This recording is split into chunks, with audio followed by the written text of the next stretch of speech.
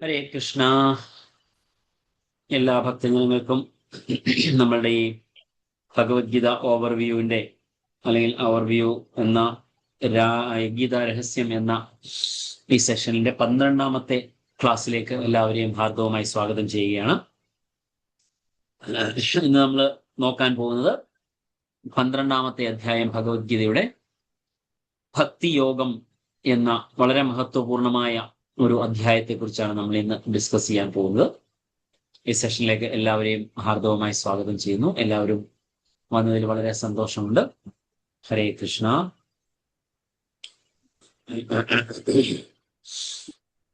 ഓം നമോ ഭഗവതേ വാസുദേവായ. ഓം നമോ ഭഗവതേ വാസുദേവായ. ഓം നമോ ഭഗവതേ വാസുദേവായ.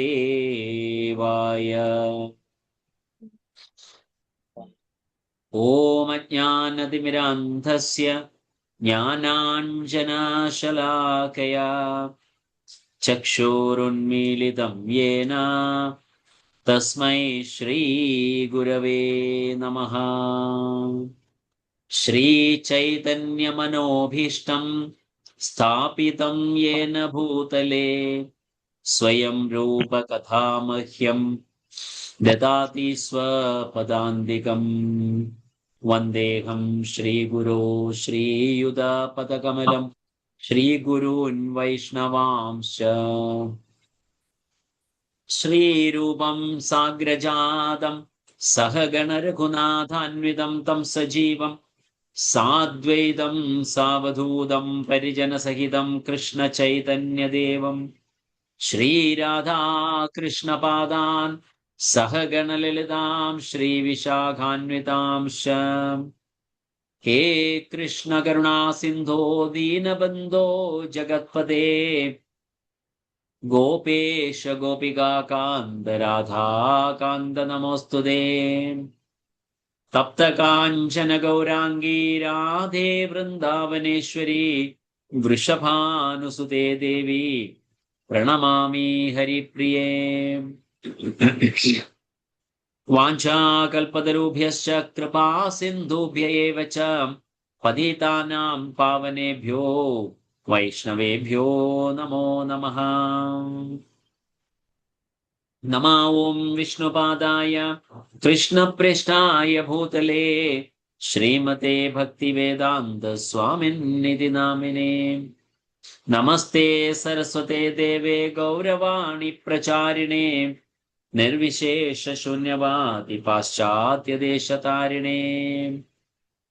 ജയ ശ്രീ കൃഷ്ണ ചൈതന്യ പ്രഭു നിത്യാനന്ദ ശ്രീ അദ്വൈത ഗദാധര ശ്രീവാസാദി ഗൗരഭക്തവൃന്ദ.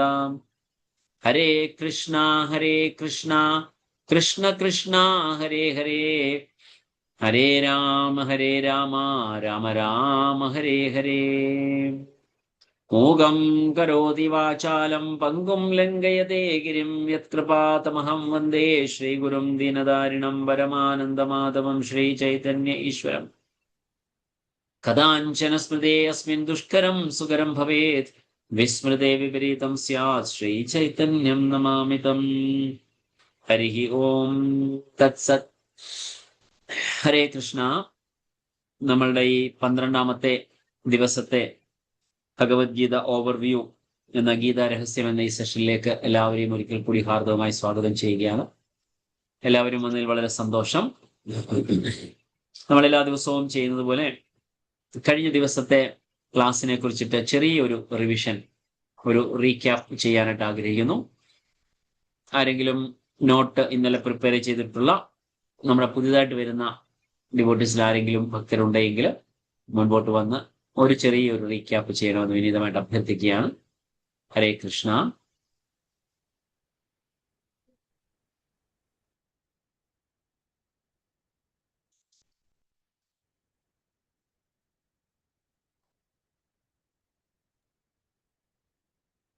ഹരേ കൃഷ്ണ. ആരെങ്കിലും മുൻപോട്ട് വന്നാട്ട്? യെസ്, രാഖിൽ പ്രഭു പറഞ്ഞാട്ട് പ്രഭു. ഹരേ കൃഷ്ണ. ഹരേ കൃഷ്ണ. ഇന്നലെ നമ്മള് 11-ാം അധ്യായമായിരുന്നു വിശ്വരൂപ ദർശനം. അതില് നമ്മൾ ലെസൺ പഠിച്ചത് രൂപ എന്നുള്ള ഇതാണ്. Request, universal form, prayers of Arjuna, armed form.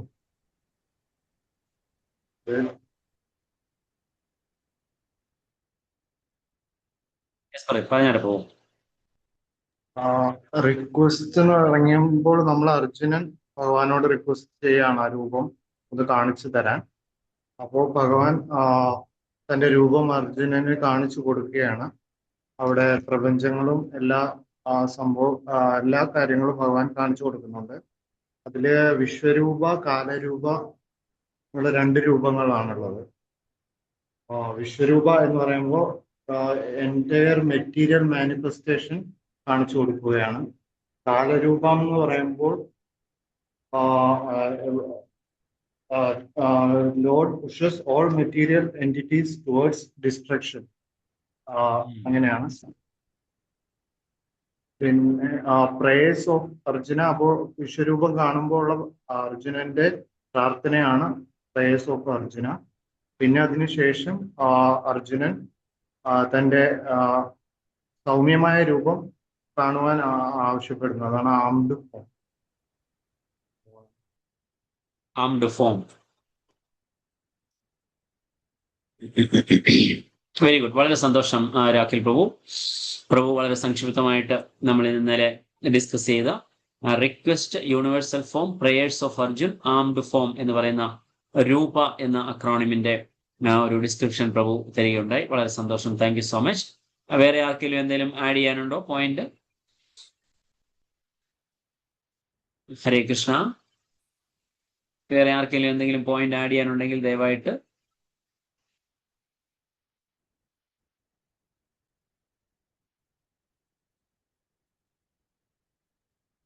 Sini Mataji.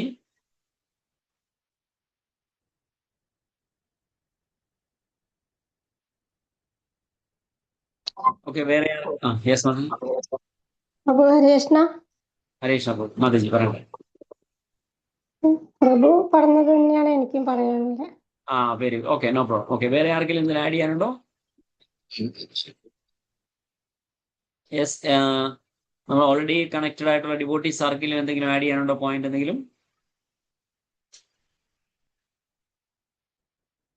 ഹരേ കൃഷ്ണ പ്രഭുജി.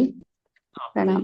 ആ യൂണിവേഴ്സൽ ഫോമിൽ അർജുനന് പിന്നെ വിശ്വരൂപം കാണണമെന്ന് പറഞ്ഞപ്പോൾ അർജുനനുണ്ടായിരുന്നത് പ്രേമചക്ഷുവാണ്.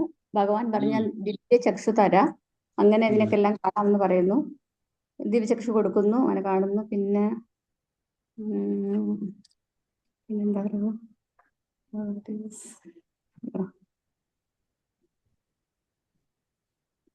പിന്നെ ആംഡ് ഫോമിൽ അത് പറയുന്നുണ്ടല്ലോ, ചതുർഭുജമായിട്ട് കണ്ടാൽ മതി.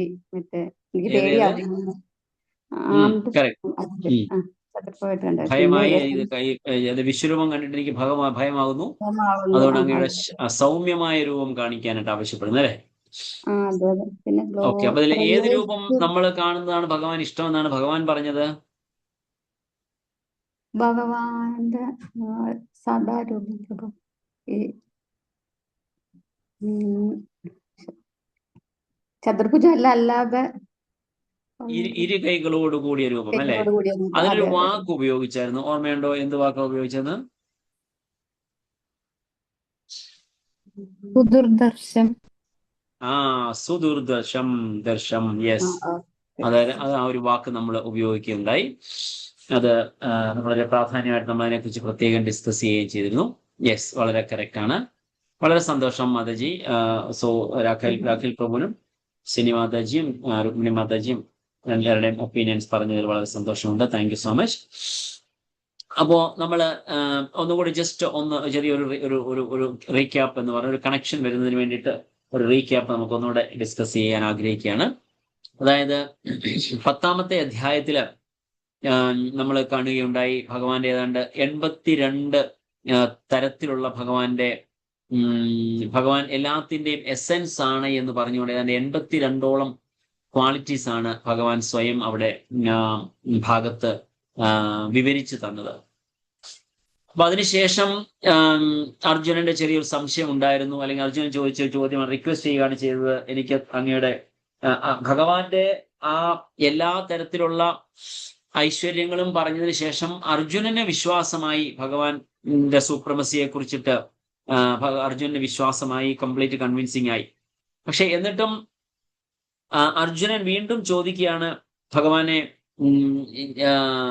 അങ്ങയെക്കുറിച്ച് കംപ്ലീറ്റ് ആയത് പൂർണ്ണമായിട്ട് എനിക്കൊരു വിശ്വാസമായിട്ടുണ്ട്, പക്ഷെ എങ്കിലും അങ്ങ് പറഞ്ഞ എല്ലാം അങ്ങിൽ നിന്നാണ് പ്രഭവിക്കുന്നത് എന്നൊക്കെ പറഞ്ഞ ആ ഒരു രൂപം എനിക്ക് ഒന്നുകൂടെ കാണിച്ചു തരാമോ എന്ന് അർജുനൻ ചോദിക്കും. ശ്രീല പ്രഭുപാദ എന്റെ ഭാവാർത്ഥത്തിൽ പറഞ്ഞു, ഈ ചോദ്യം ചോദിക്കുന്നത് യഥാർത്ഥത്തിൽ അർജുനന് വേണ്ടിയിട്ടല്ല, മറിച്ച് ഇനി വരാനിരിക്കുന്ന ഒരു ജനറേഷന് വേണ്ടിയിട്ടാണ് അർജുനൻ ആ ചോദ്യങ്ങൾ ചോദിക്കുന്നത് എന്ന് പറയുകയുണ്ടായി.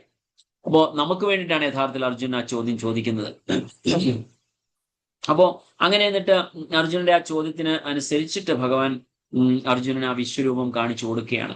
ആ വിശ്വരൂപം പൂർണ്ണമായിട്ടുള്ള ആ രൂപം കാണിച്ചു കൊടുത്തിട്ട് രാഖിൽ പ്രഭു പറഞ്ഞതുപോലെ ഭഗവാന്റെ ആ കാലരൂപം കംപ്ലീറ്റ് ഡിവാസ്റ്റേഷൻ ആണ് കാണുന്നത്. എല്ലാം ഉള്ളിലേക്ക് അതിന് 2 ഉദാഹരണം ഭഗവാൻ പറയുന്നുണ്ട്. എങ്ങനെയാണ് ഒരു ഈയാമ്പാറ്റ തീയിൽ ചെന്ന് വെന്തു മരിക്കുന്നത്, അതുപോലെ തന്നെ നദി എങ്ങനെയാണ് കടലിലേക്ക് ഒഴുകിച്ചെന്ന് ലയിച്ചു ചേരുന്നത്, അതുപോലെയാണ് ദുര്യോധനാദികളും ഭീഷ്മൻ, ദ്രോണൻ, കർണൻ മുതലായ മഹാരഥിമാരും പാണ്ഡവരുടെ കൂടെ ഉണ്ടായിരുന്ന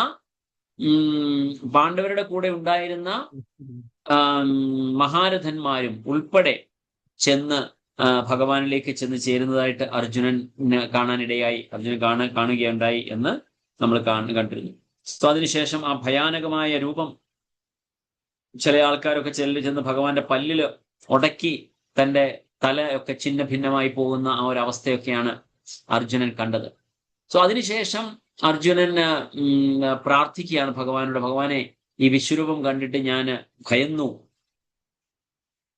അതുകൊണ്ട് അങ്ങയുടെ ശാന്ത രൂപം കാണിച്ചാലും എന്ന്, സൗമ്യ രൂപം കാണിച്ചാലും എന്ന് റിക്വസ്റ്റ് ചെയ്യുകയാണ് ഭഗവാൻ എന്നോട് അർജുനൻ ചെയ്യുന്നത്. അതിനു മുൻപ് അർജുനൻ അർജുനൻ ക്ഷമ ചോദിക്കുന്നുണ്ട്.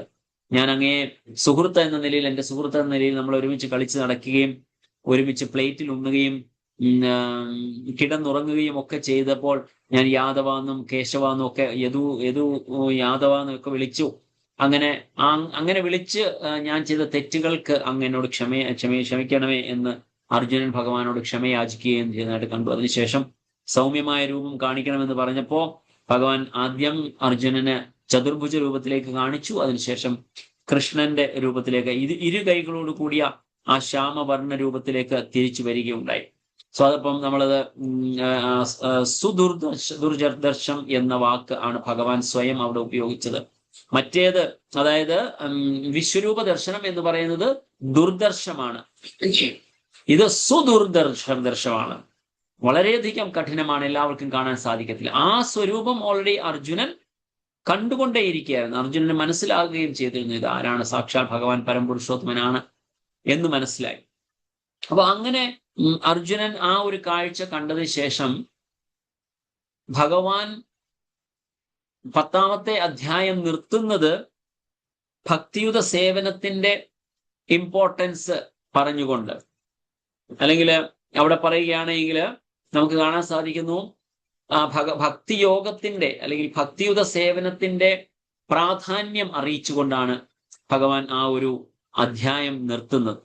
എന്ന സെൻസ് പറയുകയാണെങ്കിൽ ഭക്തിയുത സേവനം ചെയ്യുന്നവർക്ക് കിട്ടുന്ന ഡെസ്റ്റിനേഷനെ കുറിച്ചിട്ടും, അല്ലെങ്കിൽ ഭഗവാന്റെ എത്രമാത്രം പ്രിയപ്പെട്ടവരായി മാറും എന്നുമുള്ള രീതിയിൽ ഭഗവാൻ പറഞ്ഞുകൊണ്ടാണ് ആ ഒരു അധ്യായം അവിടെ നിർത്തുന്നത്.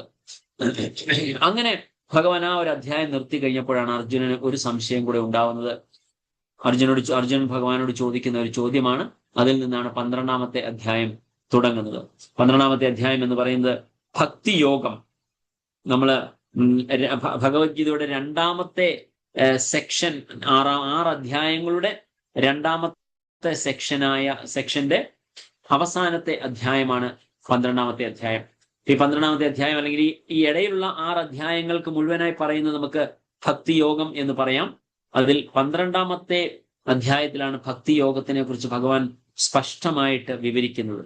സോ തീർച്ചയായിട്ടും അതിന്റെ പ്രാധാന്യം നമ്മൾ അറിഞ്ഞിരിക്കേണ്ടതാണ്. അപ്പോൾ ഡിവോഷണൽ സർവീസ് അല്ലെങ്കിൽ ഭക്തി യോഗം എന്ന ഈ 12ാമത്തെ അധ്യായത്തിന്റെ ഒരു സമ്മറി നമുക്കൊന്ന് നോക്കാം. അതിനുശേഷം നമുക്ക് ഇൻ ഡീറ്റെയിൽ നമുക്ക് പോകാം. അർജുനൻ ഒരു ചോദ്യം ചോദിക്കുകയാണ്, ഏതാണ് ബെറ്റർ? പേഴ്സണലിസ്റ്റ് ആണോ ഇംപേഴ്സണലിസ്റ്റ് ആണോ? വ്യക്തിവാദിയാണോ അല്ലെങ്കിൽ വ്യക്തിഗതവാദിയാണോ അവ്യക്തിഗതവാദിയാണോ ഉത്തമൻ എന്ന ഒരു ചോദ്യം അർജുനൻ ഭഗവാനോട് ചോദിക്കുന്നു. കാരണം ഭഗവാൻ അവിടെ പലതരത്തിലുള്ള വർണ്ണനകൾ, ഡിസ്ക്രിപ്ഷൻസ് അല്ലെങ്കിൽ പല വിവരണങ്ങൾ ഭഗവാൻ നൽകിയപ്പോൾ അർജുനുണ്ടായ സംശയമാണ്, അതിൽ ഭഗവാനെ അങ്ങയെ വ്യക്തിഗത രൂപത്തിൽ കാണുന്നതാണോ അല്ലെങ്കിൽ അവ്യക്തിഗത രൂപത്തിൽ കാണുന്നതാണോ പ്രാധാന്യം, അല്ലെങ്കിൽ രണ്ടിൽ ഏതാണ് ബെറ്റർ എന്ന് അർജുനൻ ചോദ്യം ചോദിക്കുക. അതുകൊണ്ട് അതിനുശേഷം ഭഗവാൻ, അത് 1ാമത്തെ ശ്ലോകത്തിലാണ് അർജുനൻ ഈ ചോദ്യം ചോദിക്കുന്നത്.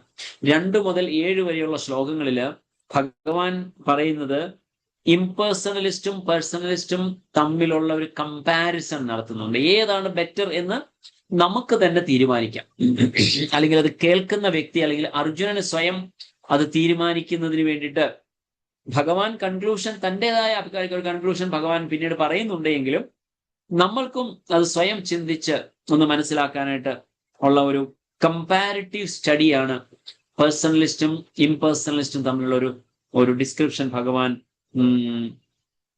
പറയുകയും അവസാനം ഭഗവാൻ സ്വന്തം ഭഗവാന്റെ തന്നെ ഒപ്പീനിയൻ പറയുന്നു, ഭക്തി ഈസ് ഓൾവേസ് ബെറ്റർ എന്ന ഒരു കൺക്ലൂഷൻ ഭഗവാന്റെ അഭിപ്രായം തരികയും ചെയ്യുന്നുണ്ട്. 8 മുതൽ 12 വരെയുള്ളത് ഒരു ഭക്തിയുടെ ഒരു പ്രോഗ്രസീവ് സ്റ്റേജ് ആണ്.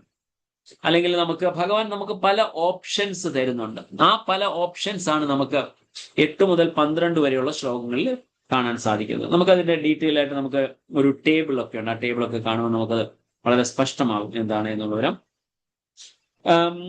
അടുത്തത് ക്വാളിറ്റീസ്, ഒരു ഭഗവാന്റെ ഭക്തനായി കഴിഞ്ഞ ഒരു വ്യക്തിയുടെ ക്വാളിറ്റീസിനെ കുറിച്ചിട്ട് ഭഗവാൻ അവിടെ വിവരിക്കുന്നത് നമുക്ക് കാണാം. ഭഗവാന്റെ പ്രിയപ്പെട്ടവനാകണമെങ്കിൽ നമുക്ക് എന്ത് ചെയ്യണം എന്നുള്ളതിനെ കുറിച്ചിട്ടും അവിടെ വിവരിക്കുന്നുണ്ട്. സോ നമുക്കത് ആ ഒരു ഭാഗത്തിലേക്ക് നമുക്ക് പോകാം. അതിനു മുൻപ് ആസ് യൂഷ്വൽ നമുക്ക് ഇന്നൊരു അക്രോണിം ഉണ്ട്, നമുക്ക് നോക്കാം. ഇത് തീർച്ചയായിട്ടും ഭക്തി അല്ലെങ്കിൽ ഭഗവാനെ കുറിച്ചിട്ടുള്ള ഡിസ്ക്രിപ്ഷൻ പറയുന്നത് കൊണ്ട് ഇതിന്റെ ഒരു അക്രോണിം നമുക്ക് അതിനോട് ചേർന്ന രീതിയിലുള്ള ഒരു അക്രോണിം തന്നെ നമുക്ക് ഇന്ന് നോക്കാം. Let us see what is today's acronym.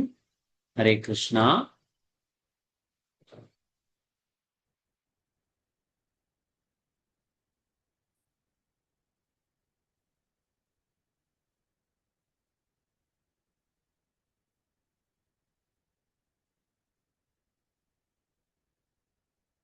So ഇന്നത്തെ അക്രോണിമാണ് ഗോഡ്. ഭഗവാനെ കുറിച്ചിട്ടുള്ള ഡിസ്ക്രിപ്ഷനാണ് നമുക്ക് ഈ അധ്യായത്തിൽ കൂടുതൽ കാണുന്നത്, അല്ലെങ്കിൽ ഭഗവാനെ എങ്ങനെ കാണണം എന്ന് മനസ്സിലാക്കി തരുന്ന ചില ഭാഗങ്ങൾ നമുക്ക് ഇതിനകത്ത് കാണാം. സോ അതുകൊണ്ട് ടുഡേസ് അക്രോണിം ഈസ് GOD.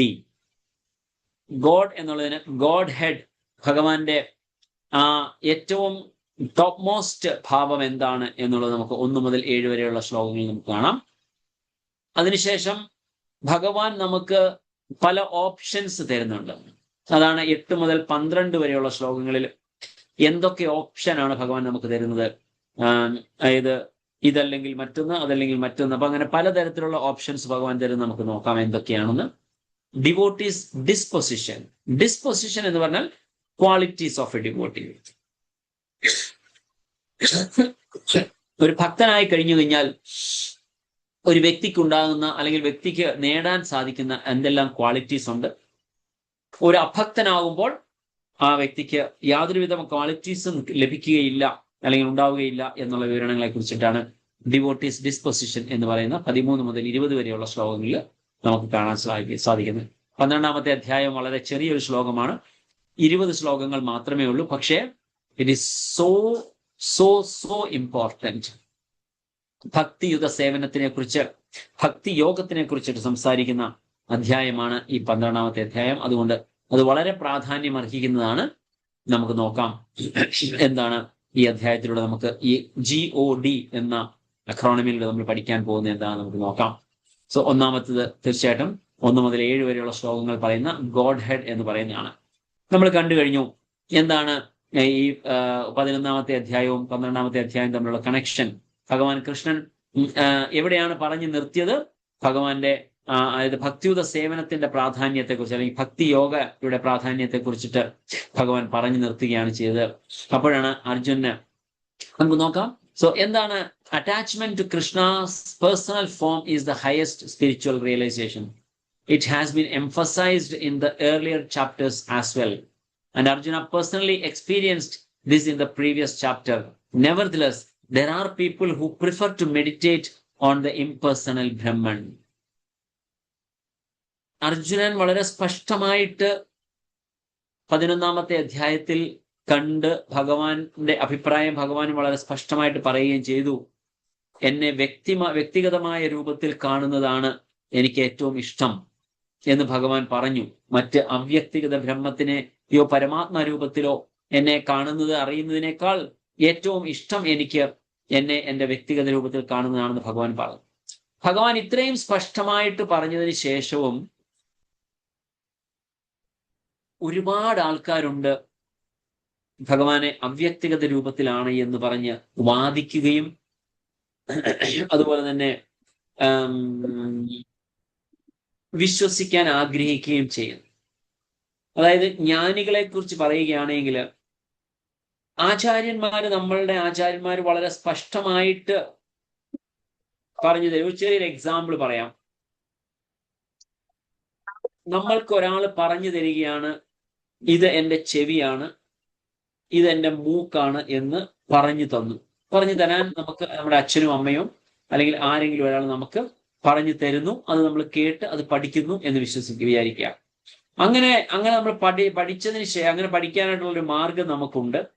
പക്ഷെ അതേസമയം നമുക്കൊരു ഓപ്ഷൻ ഉണ്ട്. ജ്ഞാനികൾ ചെയ്യുന്നത് എന്തെന്ന് പറഞ്ഞാൽ, ഇതാണോ മൂക്ക്, അതോ ഇതാണോ മൂക്ക്, എൻ്റെ മൂക്ക് ഇവിടെയാണോ, ഇതാണോ മൂക്ക്, മൂക്കിനെയും ഇവിടെ വരുന്നുണ്ടോ മൂക്ക്, അതോ ഇവിടെയാണോ മൂക്ക്, ഓ അല്ലല്ല ഇതാണ് മൂക്ക്, ഇതാണ് എൻ്റെ മൂക്ക്. ഇതാണ് ജ്ഞാനികൾ ചെയ്യുന്നത്. ഞാൻ പറഞ്ഞത് നിങ്ങൾക്ക് ക്ലിയർ ആയി കാണും എന്ന് വിശ്വസിക്കുന്നു. അതായത് ഇതാണോ മൂക്കെന്ന് ചോദിക്കുന്നു, ഇതാണോ മൂക്കെന്ന് ചിന്തിക്കുന്നു, അല്ലെങ്കിൽ അറിയാൻ ശ്രമിക്കുന്നു. ഇവിടെയാണോ മൂക്കെന്ന് ചോദിക്കുന്നു, ഇവിടെയാണോ, അല്ല ഇവിടെയാണ്. അപ്പോ നമ്മുടെ ഇവിടെയുള്ള മൂക്ക് നമുക്ക് വളരെ സ്പഷ്ടമായിട്ട് നമ്മുടെ ഗുരുനാഥൻ അല്ലെങ്കിൽ നമ്മുടെ അച്ഛനും അമ്മയും നമുക്ക് പറഞ്ഞു തരുന്നു, ഇതാണ് മൂക്ക്. ഡയറക്റ്റ്ലി നമുക്ക് മനസ്സിലാക്കാൻ സാധിക്കും. അതിന് പകരം ഇവിടെ നിന്ന് പോയി ഇങ്ങനെ പോയിട്ട് ഇതാണ് മൂക്ക് എന്ന് പഠിക്കുന്നതാണ് ജ്ഞാനികൾ. കാരണം ജ്ഞാനികൾ അവസാനം ഭഗവാന്റെ യഥാർത്ഥ അസ്തിത്വത്തെ കുറിച്ച് മനസ്സിലാക്കുന്നുണ്ട് എന്ന് നമുക്ക് കാണാൻ സാധിക്കും. അങ്ങനെ കറങ്ങിത്തിരിഞ്ഞു പോകേണ്ട ആവശ്യമുണ്ടോ? ഭക്തിയുത സേവനത്തിൽ കൂടി നമുക്ക് വളരെ സ്പഷ്ടമായിട്ട് മനസ്സിലാക്കാൻ സാധിക്കുന്നു, ഭഗവാൻ സർവോത്തമനായ പരംപുരുഷോത്തമൻ ഭഗവാൻ ശ്രീകൃഷ്ണനാണ് എന്ന് മനസ്സിലാക്കാൻ നമുക്ക് നമ്മുടെ ഗുരുനാഥന്മാർ അല്ലെങ്കിൽ ഭഗവാൻ സ്വയം, അർജുനൻ പറഞ്ഞ പോലെ, ആഹുസ്ത്വാൻ ഋഷയ സർവേ ദേവർഷിർ നാരദസ്തദാ അസിതോ ദേവലോ വ്യാസ സ്വയം ചെയ്വ ബ്രവീഷിമേ. നാരദൻ, ദേവർഷിയായ നാരദൻ, അസിതൻ, ദേവലൻ, വ്യാസൻ, പിന്നെ സ്വയം അങ്ങ് തന്നെയും പറയുന്നു എന്ന് അർജുനൻ തന്നെ പറഞ്ഞ് കൺഫേം ചെയ്ത കാര്യം എന്തിനാണ് പിന്നെ നമ്മളായിട്ട് ഒന്ന് തെരഞ്ഞു പിടിച്ചു പോകേണ്ട ആവശ്യം? ഒരാൾ ഓൾറെഡി കണ്ടുപിടിച്ചിട്ടുണ്ട്. സപ്പോസ് ഇപ്പം ഫോർ എക്സാമ്പിൾ പറയുകയാണെങ്കിൽ, കഴിഞ്ഞ ദിവസം നമ്മൾ ഡിസ്കസ് ചെയ്തതുപോലെ ഗ്രാവിറ്റേഷണൽ ഫോഴ്സ്, ആൽബർട്ട് ഐൻസ്റ്റീൻ ആ ഗ്രാവിറ്റേഷണൽ ഫോഴ്സിനെ കുറിച്ച് കണ്ടുപിടിച്ച് നമുക്ക് തന്നു. പുള്ളിയുടെ തലയിൽ ആപ്പിൾ വീണു, പുള്ളി അതിനുശേഷം കണ്ടുപിടിച്ചിട്ട് പറഞ്ഞു തന്നു. ഓരോരുത്തരും പോയിട്ട് ആപ്പിളിന്റെ ചോട്ടിന്റെ താഴെ വീണ് അല്ലെങ്കിൽ അവിടെ ഇരുന്നുകൊണ്ട് തലയിൽ ആപ്പിൾ ഇട്ടിട്ട് ചിന്തിച്ചിട്ട് ഇതാണ് ഗ്രാവിറ്റേഷൻ ഫോഴ്സ് എന്ന് കണ്ടുപിടിക്കേണ്ട ആവശ്യമുണ്ടോ? ഇല്ല. ഇറ്റ്സ് ഓൾറെഡി ഇൻവെന്റഡ് അല്ലെങ്കിൽ ഓൾറെഡി ഡിസ്കവേർഡ്. അപ്പൊ ഡിസ്കവറി ചെയ്തത് നമ്മൾ ഓൾറെഡി അതിനനുസരിച്ച് പഠിക്കുന്നു, നമ്മൾ അതിനെക്കുറിച്ച് അറിഞ്ഞാൽ മാത്രം മതി.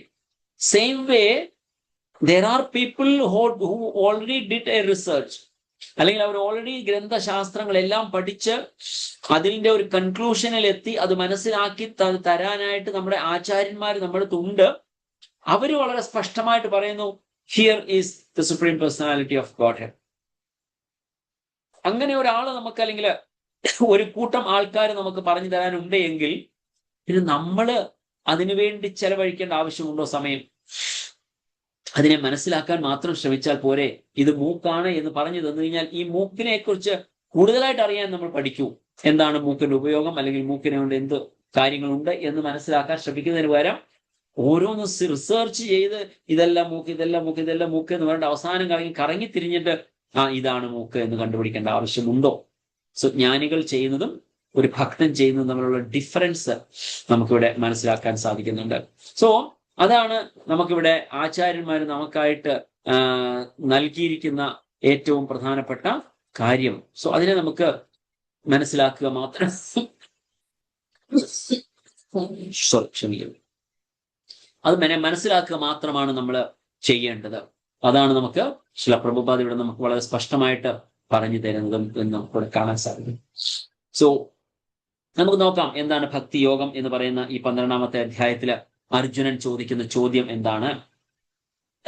അർജുന ഉവാച ഏവം സതതയുക്തായേ ഭക്താസ്ത്വാം പര്യുപാസതേ യേ ചാപ്യക്ഷരമവ്യക്തം തേഷാം കേ യോഗവിത്തമാ. അർജുനൻ ചോദിച്ചു, എല്ലാ സമയവും അങ്ങയുടെ ഭക്തി സേവനത്തിൽ തന്നെ ഉചിതമായി ഏർപ്പെട്ടു പോരുന്നവരോ അതോ പ്രത്യക്ഷമില്ലാത്ത അവ്യക്ത ബ്രഹ്മത്തെ ഉപാസിക്കുന്നവരോ ആരാണ് കൂടുതൽ പരിപൂർണതയുള്ളവർ? അർജുനൻ വളരെ ക്ലിയർ ആയിട്ട് ആണ് ഒരു ചോദ്യം ചോദിക്കുന്നത്. Which are considered to be more perfect? Those who are always align. മലയാളത്തില് അതിന്റെ ട്രാൻസ്ലേഷൻ വായിക്കാം. അർജുനൻ ചോദിച്ചു, എല്ലാ സമയവും അങ്ങയുടെ ഭക്തി സേവനത്തിൽ തന്നെ ഉചിതമായി ഏർപ്പെട്ടുകൊണ്ടിരിക്കുന്നവരോ അതോ പ്രത്യക്ഷമല്ലാത്ത അവ്യക്ത ബ്രഹ്മത്തെ ഉപാസിക്കുന്നവരോ? പ്രത്യക്ഷമല്ലാത്ത ബ്രഹ്മത്തെ ഉപാസിക്കുന്നവർ. ഈ രണ്ട് ഫോട്ടോയിൽ നിന്ന് നമുക്ക് മനസ്സിലാക്കാൻ സാധിക്കും, ഇത് പ്രത്യക്ഷമല്ലാത്ത ഒരു ബ്രഹ്മജ്യോതിയെയാണ് ഈ തപസ് ചെയ്യുന്ന ഈ ഒരു വ്യക്തി ധ്യാനിക്കുന്നത്. ഇവിടെ വളരെ സ്പഷ്ടമായിട്ടുള്ള ആ ഒരു രൂപത്തിനെ, ഭഗവാന്റെ രൂപത്തിനെ ധ്യാനിച്ചുകൊണ്ട് അദ്ദേഹം നാമം ജപിക്കുകയാണ് ചെയ്യുന്നത്. സോ ഇതിൽ ഏതാണ് ബെറ്റർ എന്നാണ് അർജുനന്റെ ചോദ്യം. സോ ആ അർജുനന്റെ ചോദ്യത്തിന് നമുക്ക് നോക്കാം. ചുറ്റും തീ കത്തിച്ച് തലയിലും ചൂട് വെച്ചുകൊണ്ട് മനസ്സിനെ കൺട്രോൾ ചെയ്യാൻ അദ്ദേഹം ശ്രമിക്കുകയാണ് ചെയ്തത്.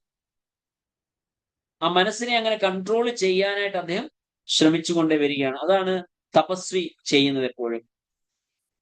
നോക്കുക, ഈ മഞ്ഞ് ഉള്ള സമയത്ത് എന്തിനാണ് ഈ തണുപ്പ് വെള്ളത്തിലിരുന്ന് ഒറ്റക്കാലിൽ കൈ ഉയർത്തിയിരുന്നുകൊണ്ട് ഈ തപസ് അനുഷ്ഠിക്കുന്നത്? എന്നിട്ട് ഇവിടെ ഇങ്ങനെ ചെയ്തുകൊണ്ട് അവർ മനസ്സിനെ കൺട്രോൾ ചെയ്യാൻ ശ്രമിക്കുകയാണ് ചെയ്തത്. അങ്ങനെ മനസ്സിനെ കൺട്രോൾ ചെയ്തിട്ട് ഭഗവാന്റെ ബ്രഹ്മജ്യോതിസിൽ ചെന്ന് അവര് ലയിച്ച് ചേരാനായിട്ട് ശ്രമിക്കുകയാണ്. സോ 12-ാം അധ്യായത്തിൽ 6 മുതൽ 7 വരെയുള്ള ശ്ലോകങ്ങളിൽ ഭഗവാൻ അതിനെ റെസ്പോണ്ട് ചെയ്യുകയാണ് അർജുനൻ. അതിനു മുമ്പ് നമുക്ക് തീർച്ചയായും നമ്മൾ ആ ഡിസ്കസ് ചെയ്ത പോയിന്റുകൾ നമുക്ക് ശ്ലോകങ്ങളിൽ കൂടെ തന്നെ നമുക്കൊന്ന് നോക്കിയിട്ട് പോകാം. എന്താണ് ഭഗവാൻ ഇവിടെ പറയുന്നത്? ഒരു കമ്പാരിസൺ അവിടെ നമുക്ക്, അതാണ് നമ്മൾ ഇവിടെ കണ്ടുകൊണ്ടിരുന്നത് പറഞ്ഞത്. സോ അതിനെക്കുറിച്ച് നമുക്ക് ഒന്ന് ഡിസ്കസ് ചെയ്യാം. എന്താണ് 2-ാമത്തെ ശ്ലോകത്തിൽ ഭഗവാൻ പറയുകയാണ്, അവിടെ ഒരു കമ്പാരിറ്റീവ് സ്റ്റഡി ഭഗവാൻ നടത്തുകയാണ്. എന്താണ് ഇംപേഴ്സണൽ ബ്രഹ്മം, അല്ലെങ്കിൽ എന്താണ് ഡിവോഷണൽ സർവീസ് എന്ന് പറയുന്നത്.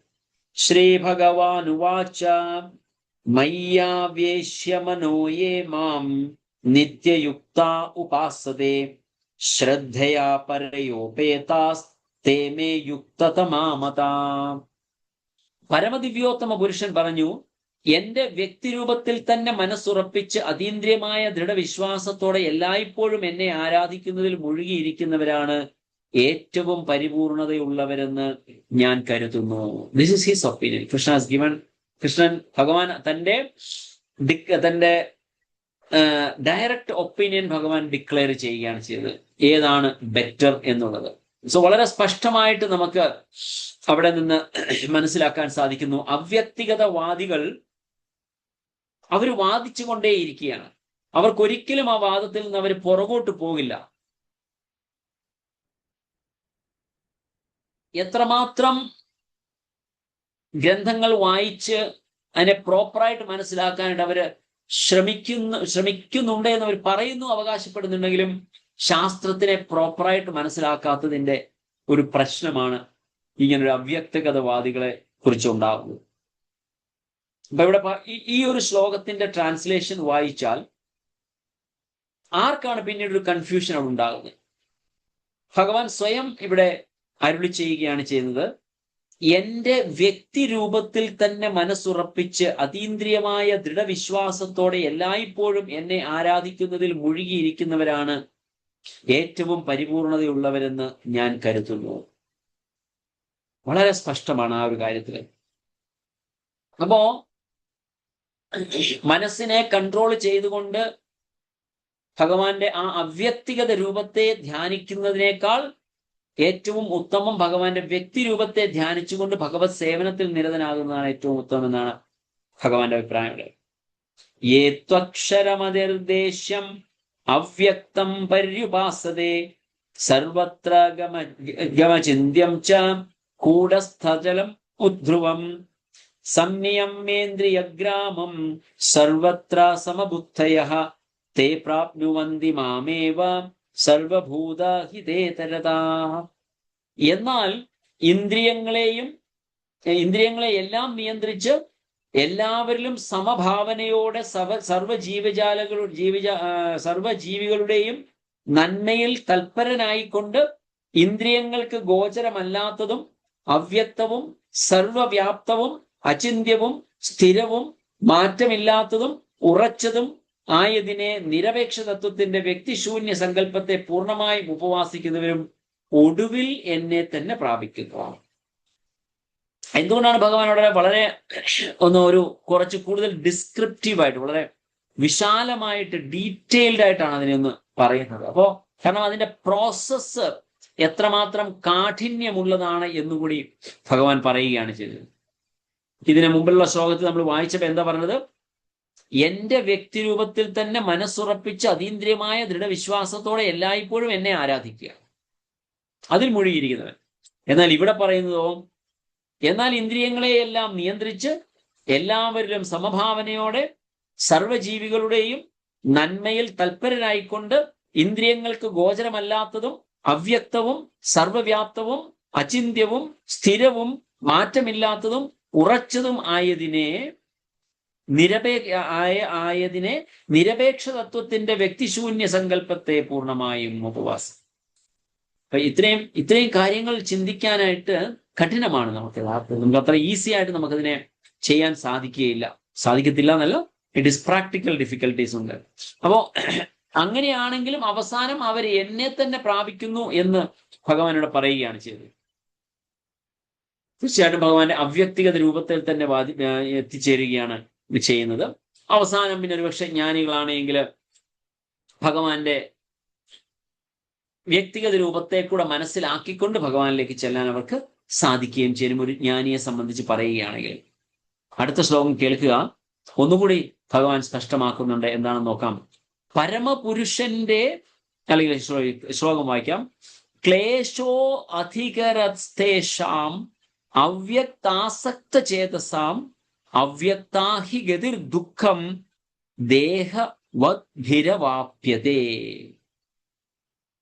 എന്താണ് ക്ലേശോ അധികരസ്ഥ?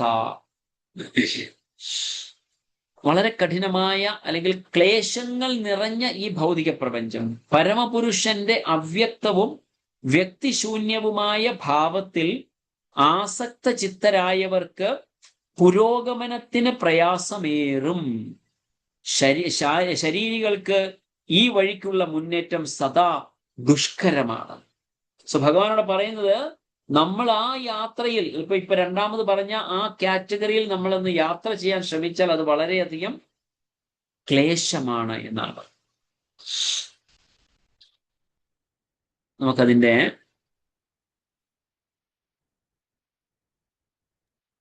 നോക്കുക. ഈ ഒരു ഇതിൽ പറയുന്ന അല്ലെങ്കിൽ ഇതിൽ കാണുന്ന ആ ഫോട്ടോ നമ്മൾ നോക്കിക്കഴിഞ്ഞാൽ, ഹരേ കൃഷ്ണ, ജസ്റ്റ് 1 സെക്കൻഡ്.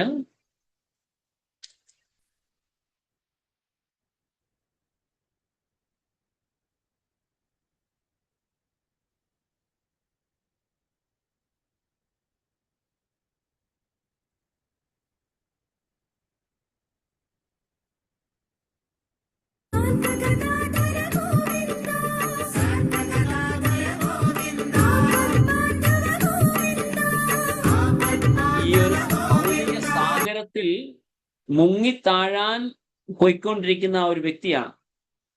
അങ്ങനെ മുങ്ങിത്താഴാനായിട്ട് പോയിക്കൊണ്ടിരിക്കുന്ന ഈ ഒരു വ്യക്തിക്ക് എന്താണ് ഇവിടെ ഈ ആഴക്കടലിനോട് കാണിച്ചിരിക്കുന്നത്? നമ്മുടെ ഈ ഭൗതിക സാഗരത്തെയാണ്.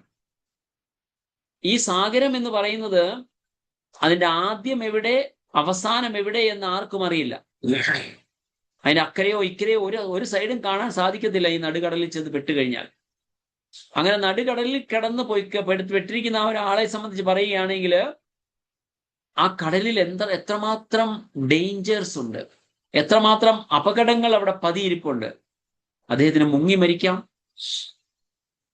അതുപോലെ തന്നെ സ്രാവുകൾ വന്ന് പിടിച്ചു തിന്നാം. മറ്റ് കടലിലുള്ള വന്യജീവികൾ വന്ന് കടിച്ചു തിന്നാം. വിഷപ്പാമ്പുകൾ വന്ന് കടിക്കാം. ഇതുപോലെയുള്ള പലതരത്തിലുള്ള ഭൗതിക ദുഃഖങ്ങളാണ് നമ്മളുടെ ഈ ജീവിതത്തിൽ നമ്മൾ അനുഭവിക്കുന്നത്. ഏത് സമയവും നമ്മൾക്ക് മരണപ്പെടാം.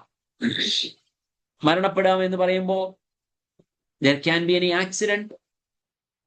ഇരുന്ന ഇരിപ്പിൽ ഹാർട്ട് അറ്റാക്ക് വന്ന ആൾക്കാർ മരിക്കുന്നു. ഇപ്പോ ആത്മഹത്യകൾ നടക്കുന്നു. ഇതുപോലുള്ള പലതരത്തിലുള്ള ക്ലേശങ്ങൾ നിറഞ്ഞതാണ് ഈ ഭൗതിക ലോകം എന്ന് പറയുന്നത്. അപ്പൊ ഭൗതിക ലോകത്തില് ഭഗവാനിൽ ശരണമടഞ്ഞ ഉടൻ ഒരുവന് ഭഗവാന്റെ കൈകൾ അവിടെ, ഈ രണ്ട് കൈകളും ഉയർത്തി അദ്ദേഹം ചെയ്യുന്നത് എന്താണ്? ഹരേ കൃഷ്ണ കൃഷ്ണ കൃഷ്ണ ഹരേ ഹരേ, ഹരേ രാമ രാമ രാമ ഹരേ ഹരേ എന്ന മന്ത്രത്തെ ഉറച്ച് ഉച്ചരിച്ചു കഴിഞ്ഞാൽ എന്താണോ ഗജേന്ദ്രൻ ഈ ഒരു അവസ്ഥയിൽ, ഗജേന്ദ്രന് ഒരു അപകടത്തിൽപ്പെട്ടിരിക്കുന്ന ഒരവസ്ഥയിൽ അവിടെ കണ്ട ഒരു താമരപ്പൂ എടുത്ത് തുമ്പിക്കൈ ഉയർത്തി ഭഗവാനിൽ അർപ്പിച്ചുകൊണ്ട് ഭഗവാനെ ആദിമൂലമേ എന്ന ആ വിളി ഭഗവാനെ ഇവിടെ ഓടി എത്തിക്കുകയാണ് ചെയ്തത്. അതുപോലെ തന്നെയാണ് ഒരു ഭക്തൻ ഭഗവാന്റെ ഹരേ കൃഷ്ണ മഹാമന്ത്രം ഉറക്കെ ജപിക്കുമ്പോൾ ഭഗവാൻ സ്വയം വന്ന് നമ്മളെ രക്ഷിക്കാനായിട്ട് വരുന്നത്.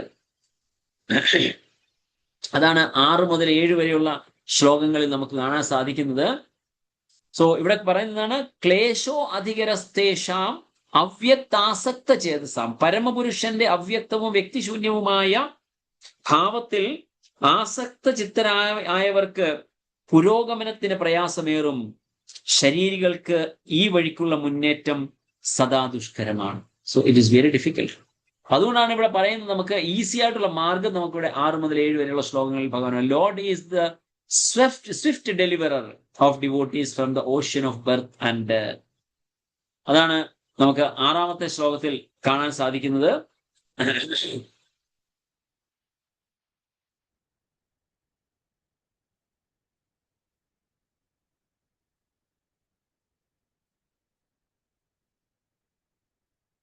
കൃഷ്ണ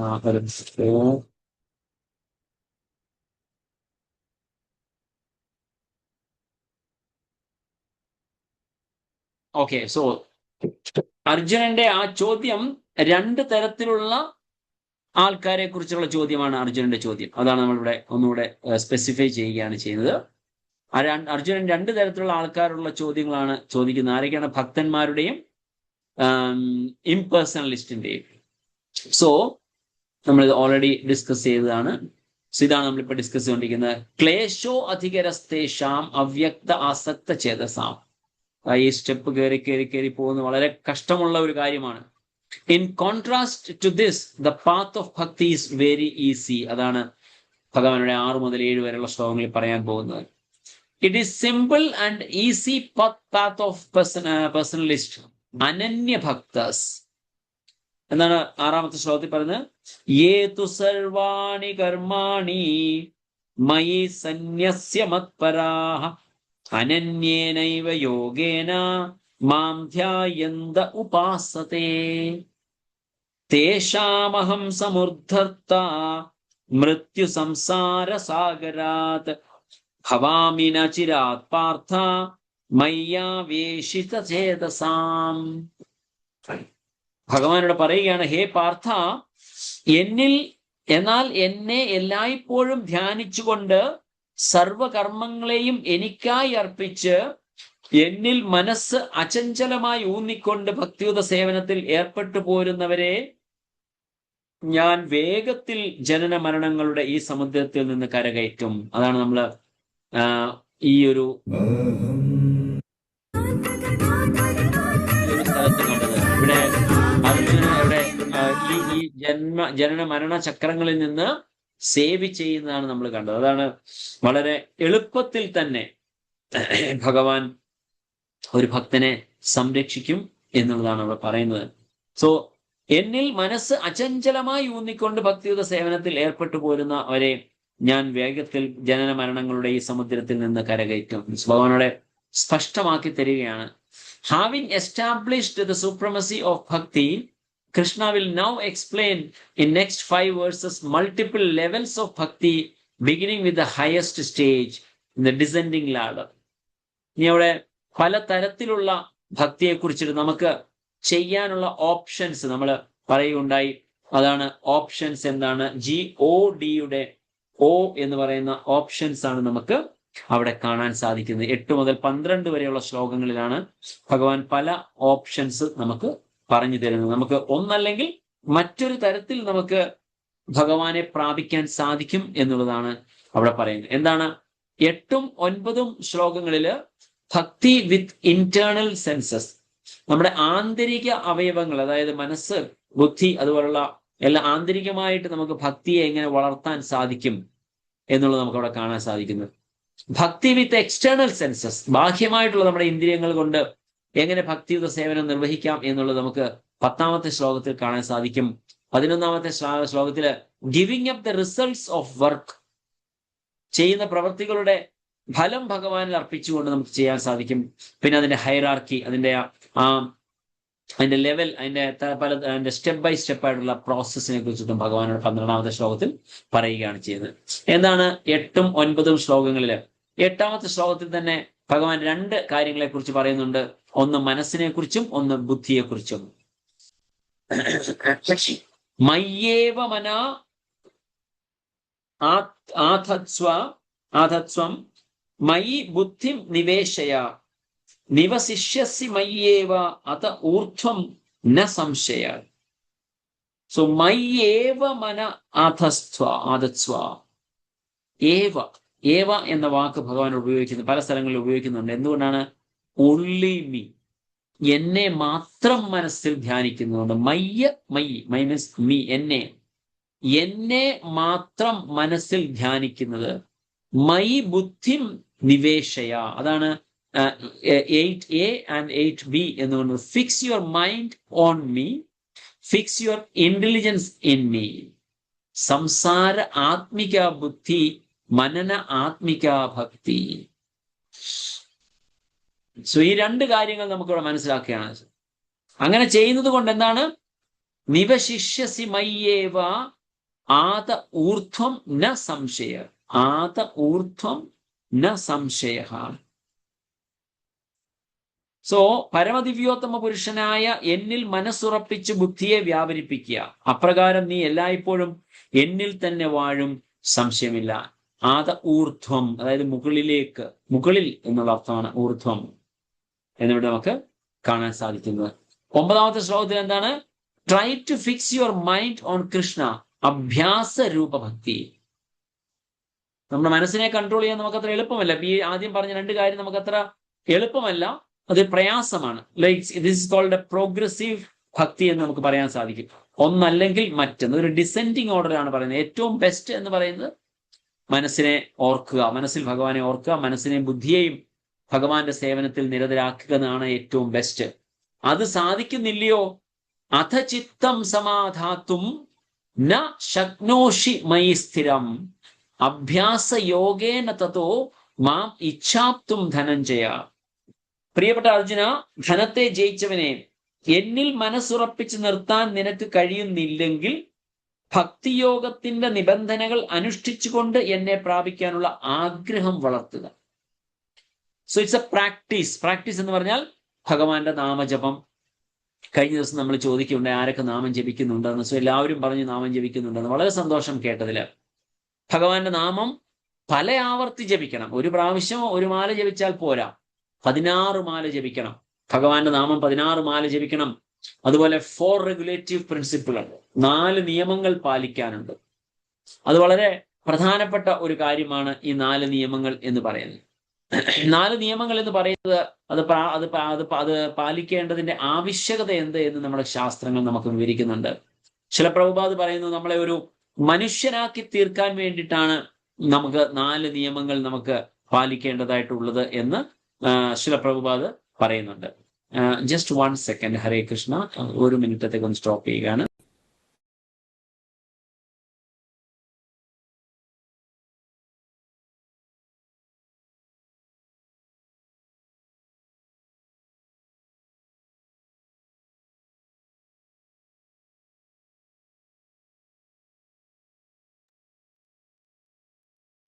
ഹരേ കൃഷ്ണ, ക്ഷമിക്കുക.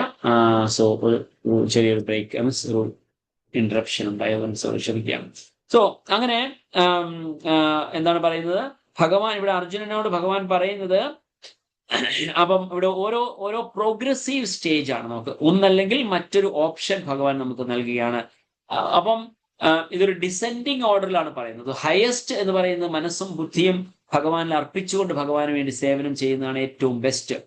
അതിന് സാധിച്ചില്ല എങ്കിൽ ഭക്തിയോഗത്തിന്റെ നിബന്ധനകൾ അനുഷ്ഠിച്ചു. അതിനെക്കുറിച്ചാണ് നമ്മളിവിടെ ഡിസ്കസ് ചെയ്തുകൊണ്ടിരിക്കുന്നത്. അപ്പൊ അതിന് പറയുന്നതാണ് 4 റെഗുലേറ്റീവ് പ്രിൻസിപ്പിൾസ്. ചാൻഡിങ് ഹരേ കൃഷ്ണ 16 റൗണ്ട്സ് നമ്മൾ പറഞ്ഞു. 4 റെഗുലേറ്റീവ് പ്രിൻസിപ്പിൾസ് എന്ന് പറയുന്നത് വളരെ പ്രാധാന്യം അർഹിക്കുന്നതാണ്. ശില പ്രഭുപാദ് പറയുന്നത് ഒരു മനുഷ്യനാക്കാൻ, നമ്മളെ ഒരു യഥാർത്ഥ മനുഷ്യൻ എന്ന് പറഞ്ഞാൽ ഒരു കൾച്ചേർഡ് ലിവിങ് എൻറ്റിറ്റി ആയിട്ട് മാറ്റാനാണ് നമുക്ക് ഈ ഒരു 4 റെഗുലേറ്റീവ് പ്രിൻസിപ്പിൾസ് ചെയ്യേണ്ടത്. എന്തൊക്കെയാണ് 4 റെഗുലേറ്റീവ് പ്രിൻസിപ്പിൾസ്? 4 റെഗുലേറ്റീവ് പ്രിൻസിപ്പിൾസിനെ കുറിച്ച് അറിയാവുന്ന എത്ര പേരുണ്ടെന്ന് കൈ ഉയർത്തിയാട്ട്, നമ്മുടെ ക്ലാസ്സിൽ കേട്ടിട്ടുള്ളവർ ഒന്ന് കൈ ഉയർത്തിയാട്ട്. എന്തൊക്കെയാണ് 4 റെഗുലേറ്റീവ് പ്രിൻസിപ്പിൾസ് എന്ന് അറിയാവുന്നവർ? Hare Krishna. Yes, I can see many hands. ബാക്കിയുള്ളവരെല്ലാവരും കൈയൊന്ന് ഉയർത്തിയാട്ട്. ഹരേ കൃഷ്ണ. എന്താണ് 4 നിയമങ്ങൾ? 3 കൈകൾ മാത്രമേ കാണുന്നുള്ളൂ. ബാക്കിയുള്ളവരോ?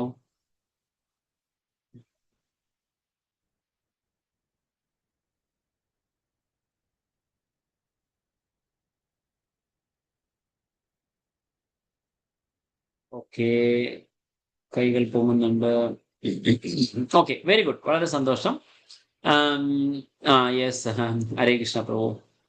ഓക്കെ, വളരെ സന്തോഷം. കൈകൾ ഉയർത്തിയതിൽ വളരെ സന്തോഷം. അറിയാവുന്നവരുണ്ട് എന്നറിഞ്ഞതിൽ വളരെ സന്തോഷമുണ്ട്. സോ എന്താണ് ഈ 4 റെഗുലേറ്റീവ് പ്രിൻസിപ്പിൾസ് എന്ന് നമ്മൾ അറിയേണ്ടത്? ശില പ്രഭുപാദ് പറഞ്ഞതുപോലെ നമ്മളെ ഒരു കൾച്ചേർഡ് ഹ്യൂമൻ ബീയിങ് ആക്കുക എന്നുള്ളതാണ് ഇതിന്റെ ഫസ്റ്റ് ലക്ഷ്യം എന്ന് പറയുന്നത്. ശ്രീമദ് ഭാഗവതത്തില് പറയുന്ന കഥയനുസരിച്ചിട്ട്, അല്ലെങ്കിൽ അതിൽ പറഞ്ഞിരിക്കുന്നത് പോലെ,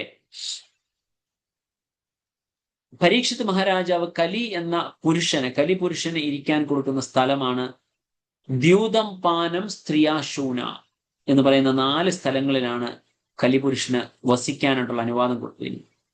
അപ്പൊ ഈ 4 കാര്യങ്ങളിൽ ഏതെങ്കിലും നമ്മൾ ചെയ്യുകയാണ് എങ്കിൽ നമ്മൾ അതിന്റെ ബന്ധനത്തിൽ, അല്ലെങ്കിൽ അതിൽ നമ്മൾ ബാധ്യസ്ഥനാവുകയാണ് എന്നുള്ളതാണ് പറയുന്നത്. എന്തൊക്കെയാണ് അതിന് മറ്റൊരു സ്ഥലത്തിൽ പറയുന്നുണ്ട്, ധർമ്മത്തിന്റെ 4 പ്രധാന തൂണുകളുണ്ട്. അതാണ് സത്യം, ദയ, തപ, ശൗച്യം. സത്യം, ദയ, തപ, ശൗച്യം എന്ന് പറയുന്ന ഈ 4 തൂണുകൾ ഉണ്ടെങ്കിലേ ധർമ്മം എന്ന് പറയുന്ന മേൽക്കൂര അവിടെ നിൽക്കുകയുള്ളൂ. അപ്പൊ അതിനെ നമുക്ക് താങ്ങി നിർത്തണമെന്നുണ്ടെങ്കിൽ ഈ 4 എണ്ണവും നമുക്ക് ആവശ്യമുണ്ട്. അതിലേതെങ്കിലും ഒന്ന് ഒടിഞ്ഞു പോയാൽ മേൽക്കൂര, ധർമ്മം എന്ന് പറയുന്ന മേൽക്കൂര താഴെ വീഴും. അപ്പൊ അതുകൊണ്ട് ആ മേൽക്കൂരയെ താഴെ വീഴാതെ താങ്ങി നിർത്തുക നമ്മളുടെ ലക്ഷ്യമാണ്. അതിനുള്ള 4 തൂണുകൾ എന്ന് പറയുന്നതാണ് സത്യം, ദയ, തപ, ശൗച്യം എന്ന് പറയുന്നത്. അതുകൊണ്ട് ഈ 4 തൂണുകൾ നിൽക്കണമെന്നുണ്ടെങ്കിൽ നമ്മൾ ഈ 4 റെഗുലേറ്റീവ് പ്രിൻസിപ്പിൾസ് പാലിച്ചേ പറ്റൂ. അങ്ങനെയാണ് ഇത് തമ്മിലുള്ള കണക്ഷൻ. ഒന്നാമത്തേത് പറയുകയാണെങ്കിൽ മത്സ്യമാംസാദികൾ കഴിക്കാൻ പാടില്ല എന്നുള്ള നിയമം. മത്സ്യമാംസാദികൾ കഴിക്കാൻ പാടില്ല എന്നുള്ള നിയമം എന്തുകൊണ്ടാണ് വെച്ചിരിക്കുന്നത്? മത്സ്യമാംസാദികൾ കഴിക്കുന്ന ഒരു വ്യക്തിക്ക് ദയ ഉണ്ടാവില്ല. ദയ എന്ന് പറയുന്നത് ഉണ്ടാവില്ല. അപ്പൊ ദയ ഉണ്ടാവണമെങ്കിൽ മത്സ്യമാംസാദികൾ കഴിക്കാൻ പാടില്ല. സത്യസന്ധതയാണ് രണ്ടാമത്തേത്. സത്യസന്ധത എന്ന് പറയുന്നത് ഗാംബ്ലിങ് അല്ലെങ്കിൽ ചൂതാട്ടം കളിക്കുകയാണെങ്കിൽ നമുക്ക് സത്യസന്ധത ഉണ്ടാവില്ല. അതുകൊണ്ട് ചൂതാട്ടം കളിക്കാൻ പാടില്ല. പരസ്ത്രീ ബന്ധം, വിവാഹേതരമായ ബന്ധം, പരസ്ത്രീ അല്ലെങ്കിൽ പരപുരുഷ ബന്ധം പുലർത്തുകയാണെങ്കിൽ നമ്മുടെ ആന്തരികമായ ശുദ്ധത നഷ്ടപ്പെടുത്തുന്നു. അതുകൊണ്ട് അത് നമുക്ക് പാടില്ല എന്ന് ശാസ്ത്രം വർണ്ണിക്കുന്നു. ലാസ്റ്റിലത്തേത് എന്ന് പറയുന്നത്, അപ്പം മൂന്നാമത്തേത് എന്ന് പറയുന്നത് സത്യസന്ധതയാണ്. നാലാമത്തേതാണ് തപസ്യ. തപസ്യ എന്നത് പറയുന്നത് നമുക്ക് നഷ്ടപ്പെടുന്നത് നമ്മൾ ലഹരി പദാർത്ഥങ്ങൾ ഉപയോഗിക്കുമ്പോൾ നമുക്ക് നമ്മളുടെ തപശക്തി നമുക്ക് നഷ്ടപ്പെടുന്നു. അതുകൊണ്ട് തപശ്ചര്യ എന്ന് പറയുന്ന തൂണിനെ നിലനിർത്തണമെങ്കിൽ നമ്മൾ ലഹരി പദാർത്ഥങ്ങൾ ഉപയോഗിക്കാൻ പാടില്ല. ഈ 4 കാര്യങ്ങളാണ് 4 റിലേറ്റീവ് പ്രിൻസിപ്പിൾസ് എന്ന് പറയുന്നത്. അപ്പൊ ഇവിടെ ഭഗവാൻ കൃഷ്ണൻ ഇവിടെ പറയുന്നത് കൊണ്ട് എന്താണ്? ഭക്തിയോഗത്തിന്റെ നിബന്ധനകൾ അനുഷ്ഠിച്ചുകൊണ്ട് എന്നെ പ്രാപിക്കാനുള്ള ആഗ്രഹം വളർത്തുക. ആഗ്രഹം മാത്രം വളർത്തിയാൽ പോരാ, ആഗ്രഹം വളർത്തണം തീർച്ചയായിട്ടും. ഇപ്പോ +2 എക്സാമിന്റെ റിസൾട്ട് ഇപ്പോ ഡിക്ലെയർ ചെയ്തു. കഴിഞ്ഞ 2 ദിവസങ്ങൾക്ക് മുമ്പ് ഡിക്ലെയർ ചെയ്തു. ഇപ്പൊ ന്യൂസ് പേപ്പറിലൊക്കെ കാണുന്നു, ധാരാളം ആൾക്കാർ നല്ല മാർക്ക് മേടിച്ച് പാസ്സായി. അപ്പൊ അത്രയും മാർക്ക് മേടിച്ച് പാസ്സായപ്പോ അവരുടെ അടുത്ത അംബീഷൻ എന്താണ് ചോദിക്കുമ്പോൾ ചില ആൾക്കാർ നീറ്റ് എഴുതണം, ചില ആൾക്കാർ എന്താ പറയാ IITക്ക് പോകണം, ചിലപ്പോൾ സ്പെസിഫിക് കോളേജുകളിൽ പോകണം. അങ്ങനെയുള്ള ആഗ്രഹം അവർക്കുണ്ടെങ്കിൽ അപ്പോൾ അവർ അതനുസരിച്ചുള്ള പഠനങ്ങളിലൂടെ നടത്തിയെങ്കിൽ മാത്രമേ അവർക്ക് അത് ചെയ്യാൻ സാധിക്കത്തുള്ളൂ, അവിടെ എത്തിച്ചേരാൻ സാധിക്കത്തുള്ളൂ. എനിക്ക് പാലിക്കണം അല്ലെങ്കിൽ ചെയ്യണം എന്ന് പറഞ്ഞുകൊണ്ട് പോരാ. Practically we should implement that in our life. അതുകൊണ്ടാണ് ഭക്തിയോഗത്തിന്റെ നിബന്ധനകൾ അനുഷ്ഠിച്ചുകൊണ്ട് എന്നെ പ്രാപിക്കാനുള്ള ആഗ്രഹം വളർത്തണം. സോ പ്രാക്ടിക്കലി നമ്മൾ ഇംപ്ലിമെന്റ് ചെയ്യുകയും വേണം, അതിനുള്ള ആഗ്രഹം വളർത്തുകയും വേണം. അതാണ് ഭഗവാൻ അവിടെ പറഞ്ഞത്. എന്താണ് അവിടെ ശ്ലോകത്തിൽ ഉപയോഗിച്ച വാക്ക്?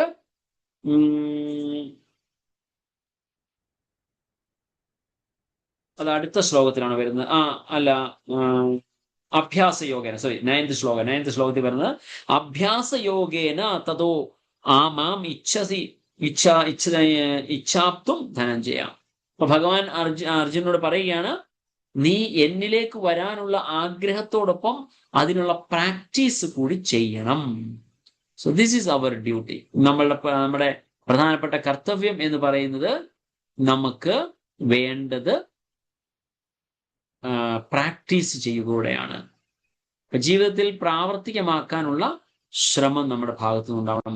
ആഗ്രഹം മാത്രം വളർത്തിയാൽ പോരാ, അതിനോടൊപ്പം നമ്മൾ പ്രാക്ടീസ് കൂടി നമ്മൾ ചെയ്യേണ്ടതായിട്ടുണ്ട്. സോ അതാണ് ഈ 2 പോർഷൻ. അതായത് നമ്മളിപ്പോൾ ആദ്യം കണ്ടതില് ഭക്തി വിത്ത് ഇന്റേണൽ സെൻസസ്, മനസ്സും ബുദ്ധിയും കൊണ്ടുള്ള പ്രവർത്തനങ്ങളെയാണ് ഇവിടെ നമ്മൾ കണ്ടത്. ഇനി നമുക്ക് എക്സ്റ്റേണൽ സെൻസസ് കൊണ്ട് എന്താണ് ഭഗവാൻ പറയുന്നത്?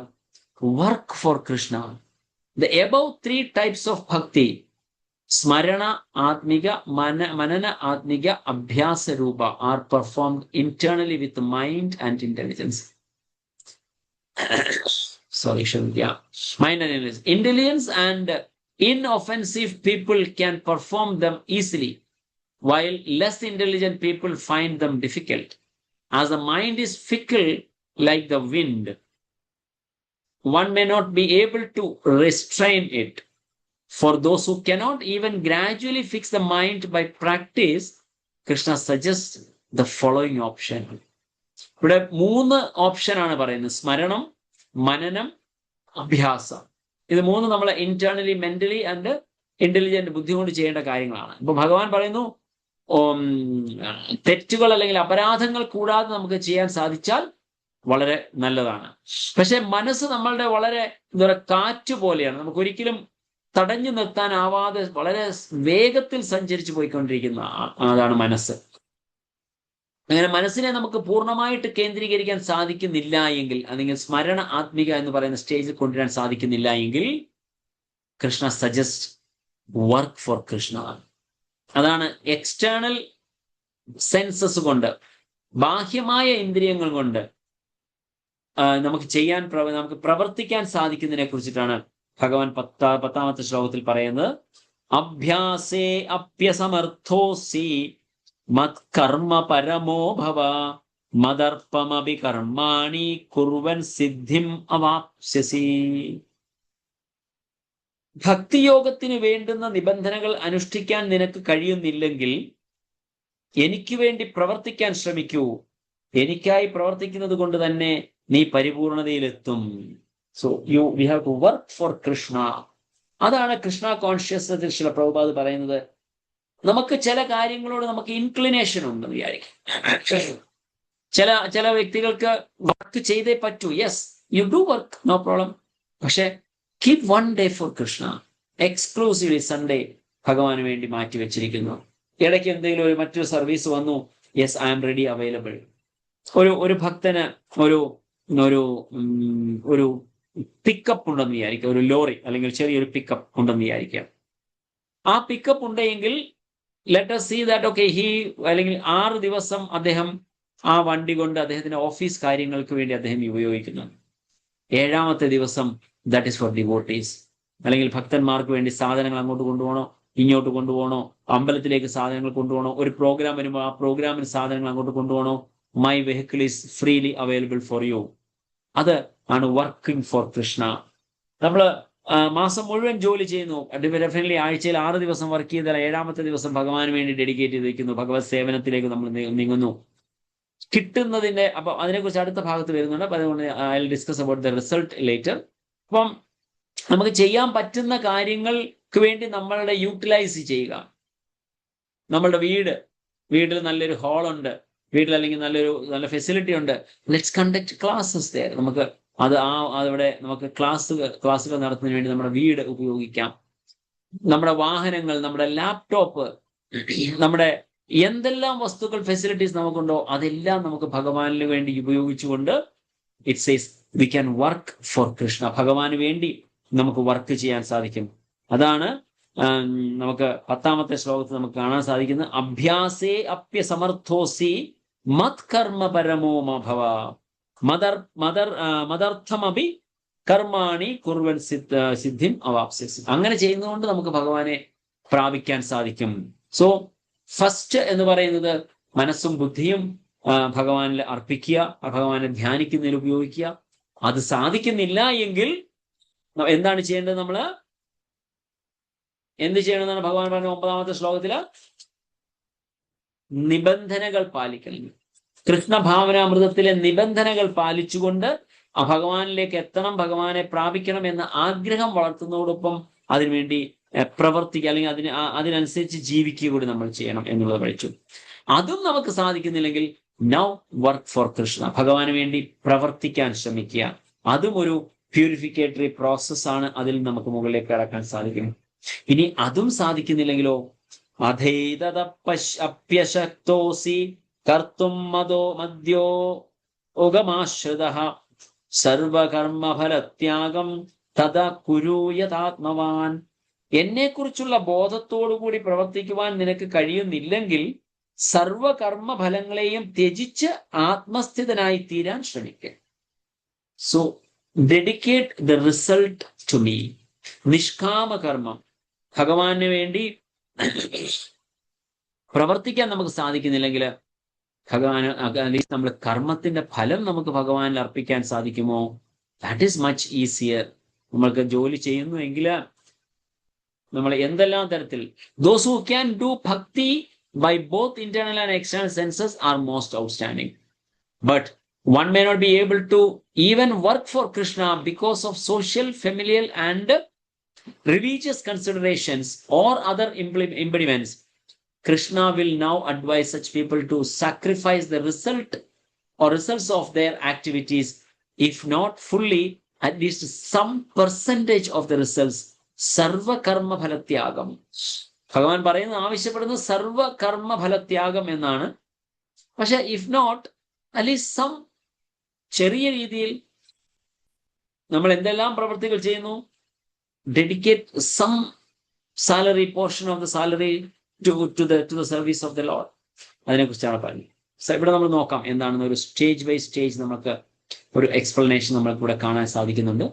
ജസ്റ്റ് ക്വിക്കായിട്ട് നമുക്കൊന്ന് നോക്കാം, നമുക്ക് പെട്ടെന്ന് മനസ്സിലാക്കാൻ വേണ്ടിയിട്ടാണ് ഇങ്ങനെ ചെയ്തിരിക്കുന്നത്. കൃഷ്ണ സ്റ്റേറ്റ്മെന്റ്സ് ലെവൽ ഓഫ് ഭക്തി ഹയസ്റ്റ് ടു ലോവസ്റ്റ്. ഏറ്റവും ടോപ്പിലുള്ളത് ആദ്യം കൊടുത്തിരിക്കുന്നു, അത് കുറഞ്ഞു താഴേക്ക് പറയുകയാണ്. അതൊരു ഡിസെൻഡിങ് ഓർഡറിലാണ്. ശ്രീല പ്രഭുപാദിന്റെ എക്സ്പ്ലനേഷൻ ആണ് ഇവിടെ പറയുന്ന ശ്രീല വിശ്വനാഥ ചക്രവർത്തി ഠാക്കൂർ പറയുന്ന ഒരു കാര്യമാണ്. നോക്കാം എന്താണ്. മയ്യ ഏവ മന ആഥ സ്വ ഭക്തി, അതുപോലെ മയി ബുദ്ധി നിവേശയ. Bhakti or the pure stage of love, offering one's mind and intelligence to Krishna entirely and thereby live in him. Vishwanath Chakravarti Thakur പറയുന്നത്, നമ്മുടെ ഒരു ആചാര്യനാണ്, അദ്ദേഹം പറയുന്നത് offering full consciousness to Krishna with complete ease and steadiness. അതുപോലെ എല്ലാം ഭഗവാന് പൂർണ്ണമായിട്ട് നമ്മൾ സറണ്ടർ ചെയ്യണം എന്നുള്ളതാണ്. അഭ്യാസ യോഗ എന്ന് പറയുന്നതിനെ കുറിച്ച് എന്താണ് ഭജല പ്രഭാത് പറയുന്നത്? സാധന ഭക്തി or practice regulatory principles of ഭക്തി yoga to develop a desire to attain Krishna.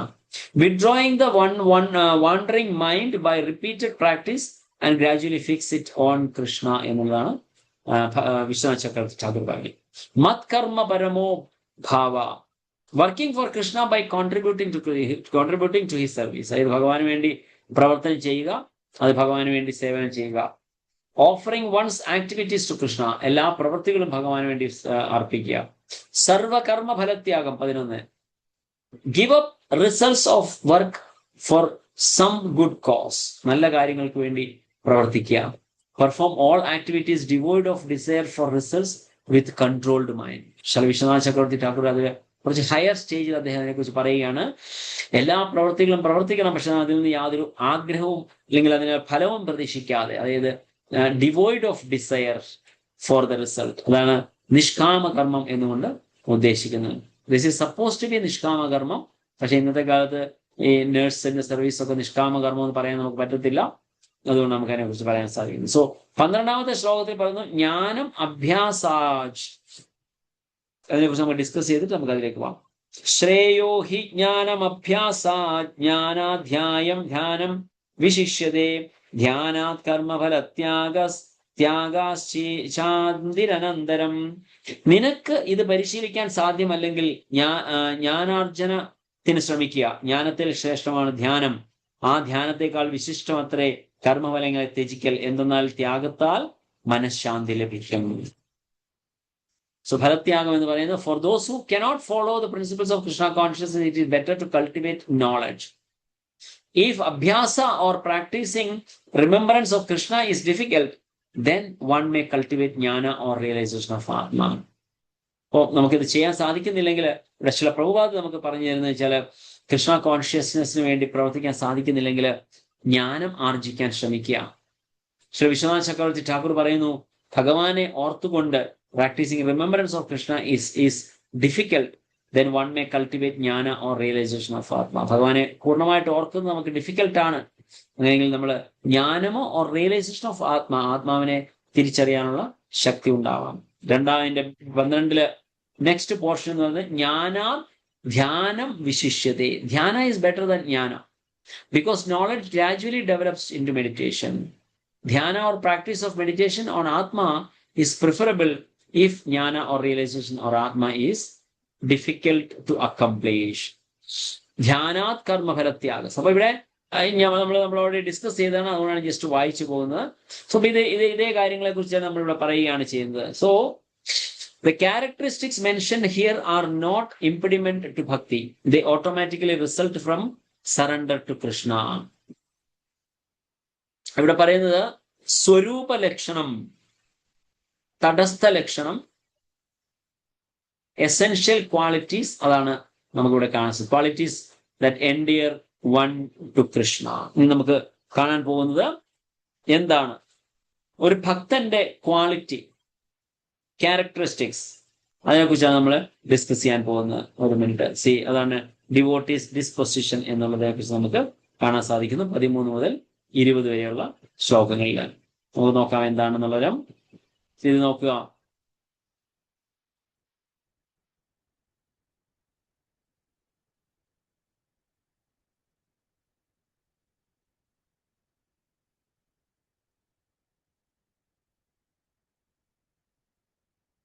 നമ്മൾ എന്താണ് ഇവിടെ കാണുന്നത്? ഓരോ ഭക്തന്മാരുടെ ഡിവോട്ടീസ് ആണ്. A pure devotee has all good qualifications. One who is not a devotee has no good qualifications. One who is not envious but is a kind friend to all living entities. ഇനി ഭഗവാന്റെ പ്രിയപ്പെട്ടവർ ആരൊക്കെയാണ് എന്നുള്ളതാണ് ഇനി നമ്മൾ കാണാൻ പോകുന്നത്. എന്താണ് നമുക്ക് നോക്കാം. അദ്വേഷ്ടാ സർവഭൂതാനാം മൈത്ര കരുണ ഏവ ച നിർമ്മമോ നിരഹങ്കാര സമദുഃഖ സുഖക്ഷമീ സന്തുഷ്ടാ സതതം യോഗി യഥാത്മാ ദൃഢനിശ്ചയഃ മയ്യർപ്പിതമനോ ബുദ്ധിർ യോ മദ്ഭക്ത സമേ പ്രിയഃ. ഇത് നേരത്തെ നമ്മൾ പറഞ്ഞ ഒരു സ്റ്റോറിയാണ്. ഈ ഒരു വ്യക്തി ഒരു വേടനായിരുന്നു. വനത്തില് മൃഗങ്ങളെയൊക്കെ പകുതി വെട്ടിയിട്ട് അങ്ങനെ രക്തം വാർന്ന് പെടഞ്ഞ് മരിക്കുന്നത് കണ്ട് ആനന്ദം പൂണ്ട ഒരു വ്യക്തിയായിരുന്നു. പക്ഷെ നാരദമുനി ഒരു പ്രാവശ്യം വന്ന് സംസാരിച്ചതിന് ശേഷം അദ്ദേഹത്തിന്റെ മനസ്സിൽ അതൊരു വലിയൊരു ട്രാൻസ്ഫോർമേഷൻ സംഭവിച്ചിട്ട് അദ്ദേഹം പിന്നീട് ഭഗവത് നാമം ജപിക്കുകയും ഈ പറഞ്ഞതുപോലെ പ്രിൻസിപ്പിൾസ് എല്ലാം ഫോളോ ചെയ്യാനും അദ്ദേഹം ശ്രമിച്ചു. അടുത്ത പ്രാവശ്യം നാരദമുനി വരുന്ന സമയത്ത് അദ്ദേഹം കണ്ടത് അവിടെയുള്ള ഉറുമ്പുള്ളത് കൊണ്ട് നാരദമുനി അവിടെ നിന്നപ്പോ നമസ്കരിക്കാൻ അദ്ദേഹം പാടുപെടുകയാണ്. ഈ ഉറുമ്പ് അത് മരിക്കും അല്ലെങ്കിൽ അതിന് ഡിസ്റ്റർബൻസ് ആകും എന്ന തോന്നൽ. അതാണ് ഒരു വ്യക്തിയിൽ ഉണ്ടാകുന്ന വ്യത്യാസം ഭക്തി പ്രാക്ടീസ് ചെയ്യുമ്പോൾ. So one who is not envious but is a kind friend to all living entities. അതാണ് ഒരു ഭക്തന്റെ ക്വാളിറ്റി എന്ന് പറയുന്നത്. അതാണ് അദ്വേഷ്ട സർവഭൂതാനാം മൈത്ര കരുണ ഏവച നിർമ്മമോ അദ്വേഷ്ട. ദ്വേഷ്ടം എന്ന് പറഞ്ഞാൽ എൻവി അല്ലെങ്കിൽ അസൂയ. എല്ലാ ജീവജാലങ്ങളും മൈത്ര, അതായത് ഫ്രണ്ട്ലി ആയിരിക്കണം. കരുണ ഏവച്ച, എല്ലാവരോടും ദയ ഉണ്ടാവണം. നിർമ്മമോ നിരഹങ്കാര, ഇതൊരു ക്വാളിറ്റിയാണ് പറയുന്നത്. അടുത്തെന്താ പറയുന്നത്? Who does not think himself a proprietor and is free from false ego.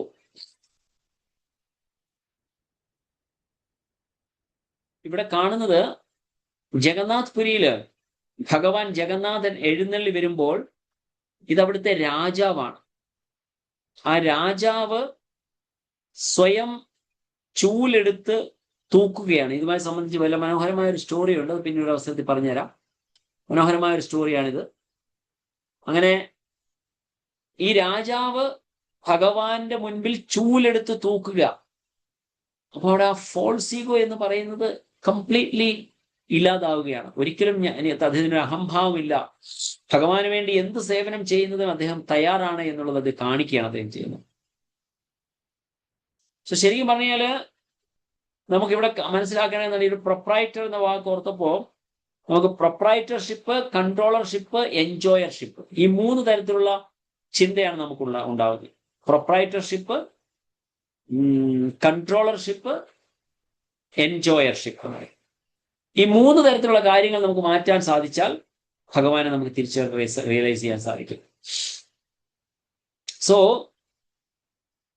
False ego ഇല്ലാതിരിക്കണം.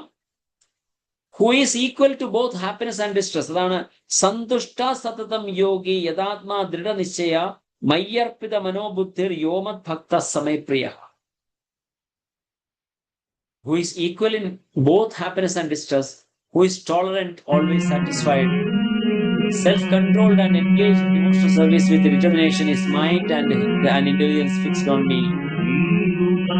മാത്സര്യം കൂടാതെ സർവ്വജീവസത്തകൾക്കും സുഹൃത്തായി ഒന്നിലും അവകാശവാദവും വിദ്യാഹങ്കാരവും ഇല്ലാതെയും സുഖദുഃഖങ്ങളിൽ സമനില കൈക്കൊണ്ട് ക്ഷമാശാലിയായും സദാ സംതൃപ്തനായും നിയന്ത്രിതാത്മാവായും മനസ്സും ബുദ്ധിയും എന്നിൽ അർപ്പിച്ച ദൃഢനിശ്ചയത്തോടെ ഭക്തിയുത സേവനവും അനുഷ്ഠിക്കുന്ന എന്റെ ഭക്തൻ എനിക്ക് ഏറ്റവും പ്രിയപ്പെട്ടവനാണ്. Such a devotee of mine is very dear to me. ഇത്രയും ക്വാളിറ്റീസ് ഇവിടെ പറയുകയാണ് ഭഗവാന് എന്തൊക്കെയാണ് ഭഗവാൻ ഇഷ്ടമുള്ളത്. അടുത്തെന്താണ്? He for whom no one is put into difficulty. യസ്മാന്നോ ദ്വിജതേ ലോകോ ലോകാന്നോ ദ്വിജതേ ചയഃ. ആരും അദ്ദേഹത്തിനെയും ഡിസ്റ്റർബ് ചെയ്യുന്നില്ല, അദ്ദേഹം ആരെയും ഡിസ്റ്റർബ് ചെയ്യുന്നില്ല. ഹർഷാമർഷ ഭയോ ദ്വേഗൈർ മുക്തോ യ സമയപ്രിയ. ആരാണാലോ ആർക്കും ബുദ്ധിമുട്ടുകളൊന്നും ഇല്ലാത്തത്, ആരാണോ ഏതൊരുവനാലും അസ്വസ്ഥനായി തീരാത്തത്, സുഖദുഃഖങ്ങളിലും ഭയോത്കണ്ഠകളിലും സമചിത്തനായിരിക്കുന്നവരാണ് ആരാണോ, അങ്ങനെയുള്ള എന്റെ ഭക്തൻ എനിക്ക് വളരെ പ്രിയപ്പെട്ടവരാണ്. भरे हुए कोठरी में डाल दिया। And who is not disturbed by anyone. ആരും ഡിസ്റ്റർബൻസ് ചെയ്യുന്നില്ല, ആരെയും ഡിസ്റ്റർബ് ചെയ്യുകയുമില്ല. ഇവിടെ പ്രഹ്ലാദ് മഹാരാജാവിനെ പാമ്പിനെ കൊണ്ട് കടിപ്പിക്കാനായിട്ട് ശ്രമിക്കുകയാണ്. പക്ഷെ ഭഗവാനെ ഓർത്തുകൊണ്ടിരുന്നപ്പോൾ പാമ്പ് അദ്ദേഹത്തെ കടിച്ചില്ല. ഇവിടെ ഭഗവാനെ ഭജിച്ചുകൊണ്ടിരുന്ന ആ ധ്രുവ മഹാരാജാവിനെ സിംഹങ്ങൾ പോലും വന്ന് കടിക്കാനായിട്ട് വന്നിട്ട് അവിടെ നമസ്കരിക്കുകയാണ് ചെയ്തത്. നമുക്ക് കാണാൻ സാധിക്കും, പ്രഹ്ലാദ് മഹാരാജാവിനെ കടിക്കാൻ വേണ്ടി ഇവരെ പല രീതിയിൽ ഡിസ്റ്റർബ് ചെയ്യാൻ ശ്രമിച്ചു. ഒന്നും അദ്ദേഹത്തിനെ ടച്ച് ചെയ്യാൻ പോലും സാധിച്ചില്ല. കാരണം അദ്ദേഹം ഒരിക്കലും ആഗ്രഹിച്ചില്ല.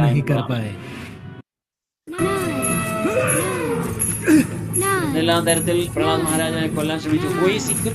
Happiness and distress, fear and anxiety. എല്ലാ സമയങ്ങളിലും ഒരേപോലെ ഭഗവാനെ ഭജിക്കുകയും പലതരത്തിൽ കൊല്ലാനായിട്ട് പ്രഹ്ലാദ് മഹാരാജാവിനെ ശ്രമിച്ചു. പക്ഷെ ഒന്നിനും അദ്ദേഹത്തിനെ ഒന്നും ചെയ്യാൻ സാധിച്ചില്ല. Is very dear to me. അങ്ങനെയുള്ള ഒരുവൻ നരസിംഹ ഭഗവാൻ എത്രയോ ഫിറോഷ്യസ് ആയിട്ട്, അല്ലെങ്കിൽ എത്രയും ഭയാനകമായിട്ടുള്ള ആ രൂപം എടുത്തുകൊണ്ടാണ് ഹിരണ്യകശിപുവിനെ കൊന്നത്.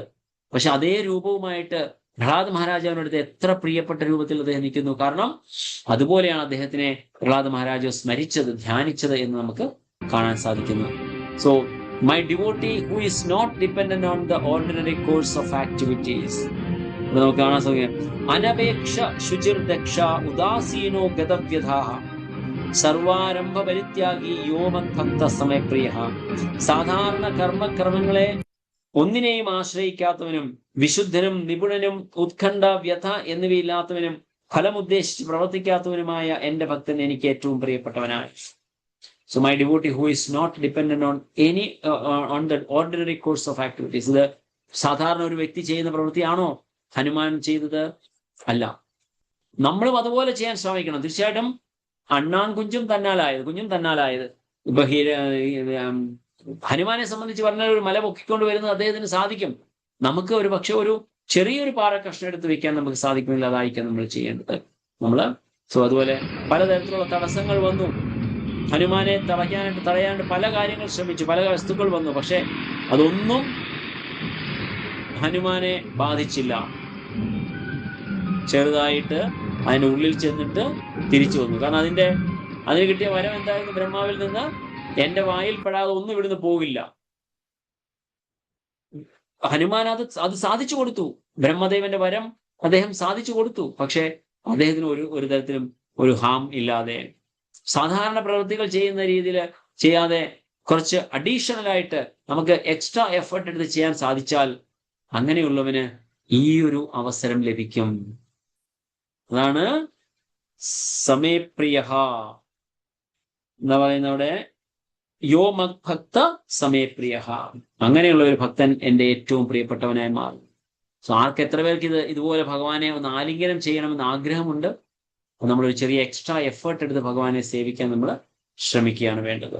Those who follow this imperishable path of devotional service സമശത്രൗന മിത്രേച്ച തഥാ മാനാപമാനയോ ശീതോഷ്ണ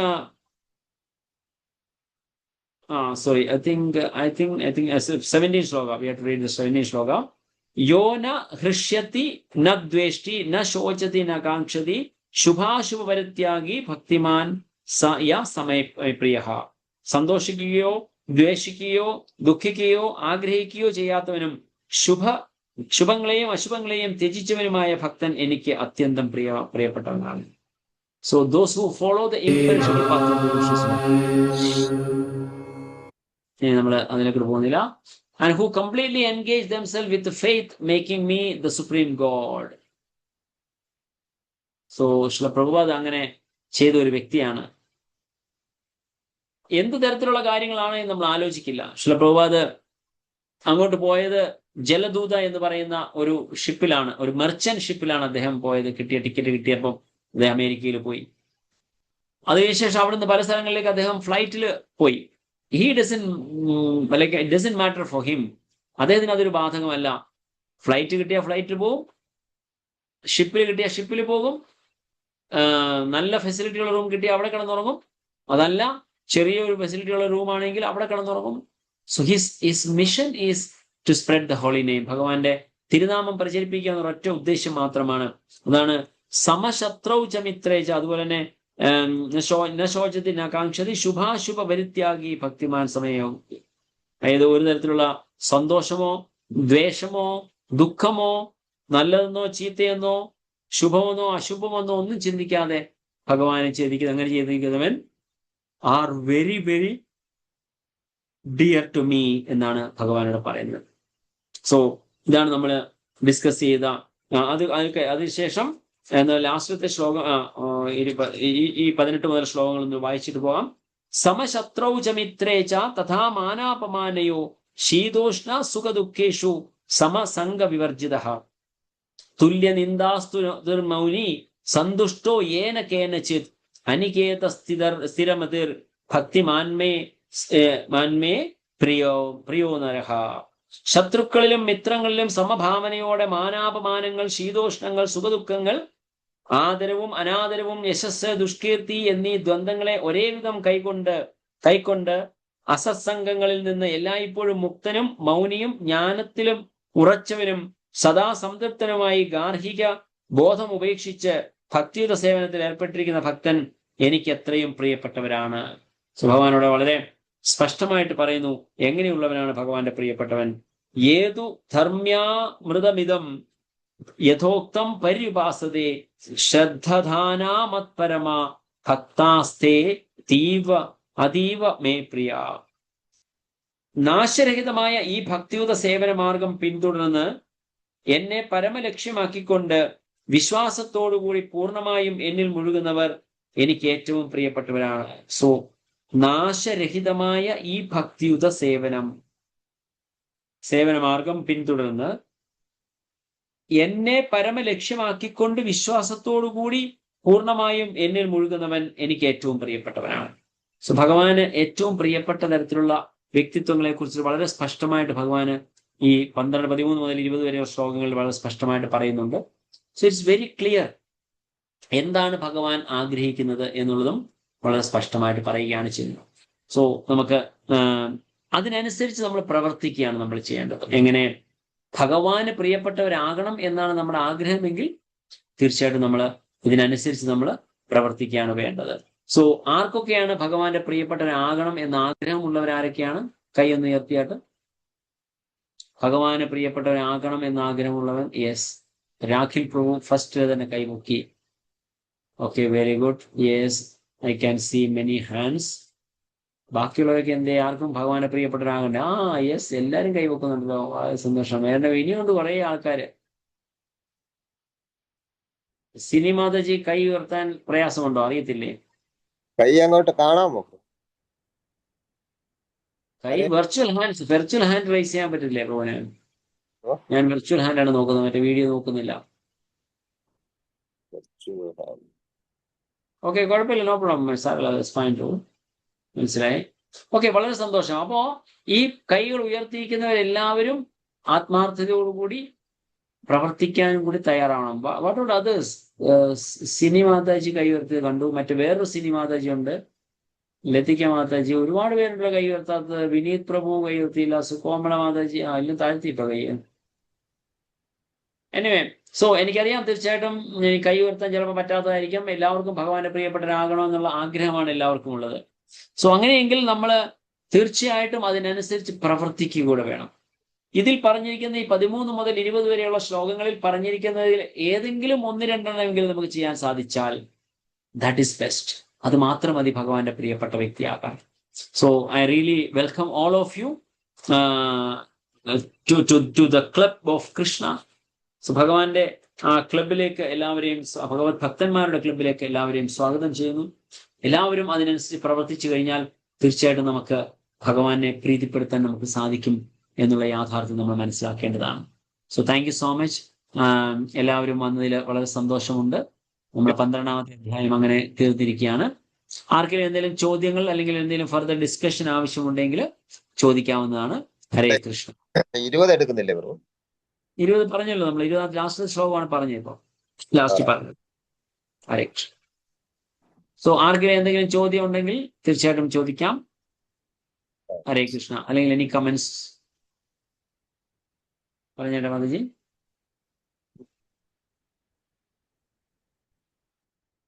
ഹരേ കൃഷ്ണ. ആരോ എന്തോ പറയാനായിട്ട് വന്നല്ലോ.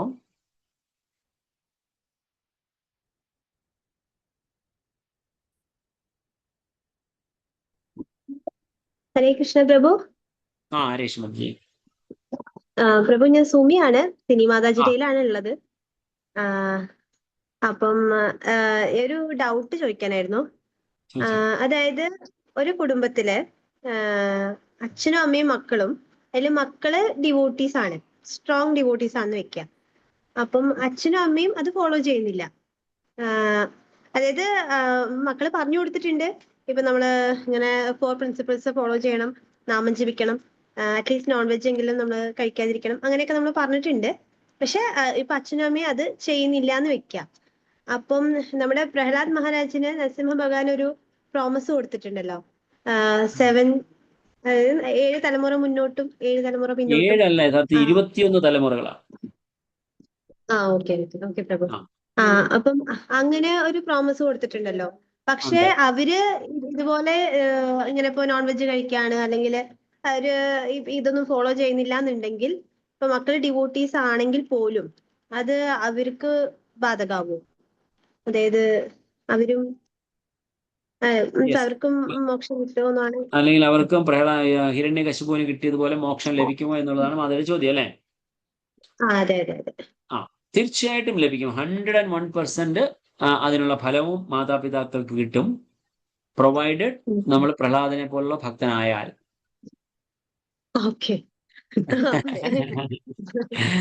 പ്രഹ്ലാദനെ പോലെ ഭക്തനായാൽ തീർച്ചയായിട്ടും കിട്ടും. അതല്ലെങ്കിലും നമ്മൾ ചെയ്യുന്നതിനനുസരിച്ചിട്ടുള്ള ഫലം തീർച്ചയായിട്ടും അവർക്ക് കിട്ടും. കാരണം മാതാപിതാക്കൾ ഉള്ളത് കൊണ്ടാണ്, ആ ഒരു മാതാവും പിതാവും ഉണ്ടായത് കൊണ്ടാണ് നമ്മൾക്ക് ഈ ഒരു ജന്മം ലഭിച്ചത്, ഈ ഒരു ശരീരം ലഭിച്ചത്. തീർച്ചയായിട്ടും നമ്മൾ അവരോട് താങ്ക്ഫുൾ ആയിരിക്കണം. എപ്പോഴും നമ്മൾ അവർക്ക് വേണ്ടിയിട്ട് നമ്മൾ കാര്യങ്ങൾ ചെയ്യണം.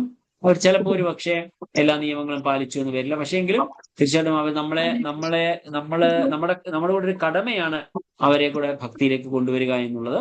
നമ്മൾ പരിശ്രമിക്കാനുള്ളത് നമ്മൾ പരിശ്രമിക്കണം. തീർച്ചയായിട്ടും അതൊരു ഇൻഡിവിജ്വൽ ഡിസയർ കൂടിയാണ്. അതുകൊണ്ട് അതിന്റെ ഫലം അവർക്ക് ലഭിക്കും. പക്ഷെ പ്രഹ്ലാദനെ പോലെ ശുദ്ധമായ ഭക്തി ചെയ്യുകയാണെങ്കിൽ 100% അവർക്ക് മോക്ഷം കിട്ടും. ഇപ്പൊ നമ്മൾക്ക് തന്നെ ഈ ജന്മത്തിൽ മോക്ഷം കിട്ടുമോ എന്നുള്ള സംശയമാകുമ്പോൾ നമ്മൾ മറ്റൊരാൾക്ക് എങ്ങനെ മോക്ഷം കൊടുക്കും എന്ന് സാധിക്കും. പക്ഷെ അതിലെ ചോദ്യം വളരെ വാലിഡ് ക്വസ്റ്റ്യൻ ആണ്. സോ അതിന് യെസ് എന്ന് തന്നെയാണ് അതിനർത്ഥം, അതിന്റെ ആൻസർ. അതിന് യാതൊരു സംശയവുമില്ല. പക്ഷെ നമ്മളുടെ ഭക്തി നമ്മൾ കുറച്ചുകൂടി ഡീപ്പൻ ചെയ്യേണ്ടതായിട്ടുണ്ട് എന്നുള്ളത് അറിയണം. ഹരേ കൃഷ്ണ. Thank you. ഹരേ കൃഷ്ണ. ഞാൻ 3 കൈകൾ ഉയർന്നിരിക്കുന്ന കാണുന്നുണ്ട്. നിങ്ങൾ ചോദ്യം ചോദിക്കാൻ വേണ്ടിയിട്ടാണോ അതോ നേരത്തെ കൈ ഉയർത്തിയപ്പോൾ ഉയർത്തിയ കൈകളാണോ? Any questions? ഓക്കെ. ഉഷാറാണി മാതിരിക്ക് എന്തെങ്കിലും ചോദ്യം ചോദിക്കാനുണ്ടോ? ഓക്കെ. ആർക്കെങ്കിലും എന്തെങ്കിലും ചോദ്യം ചോദിക്കാനുണ്ടോ, അല്ലെങ്കിൽ എനി കമന്റ്സ്?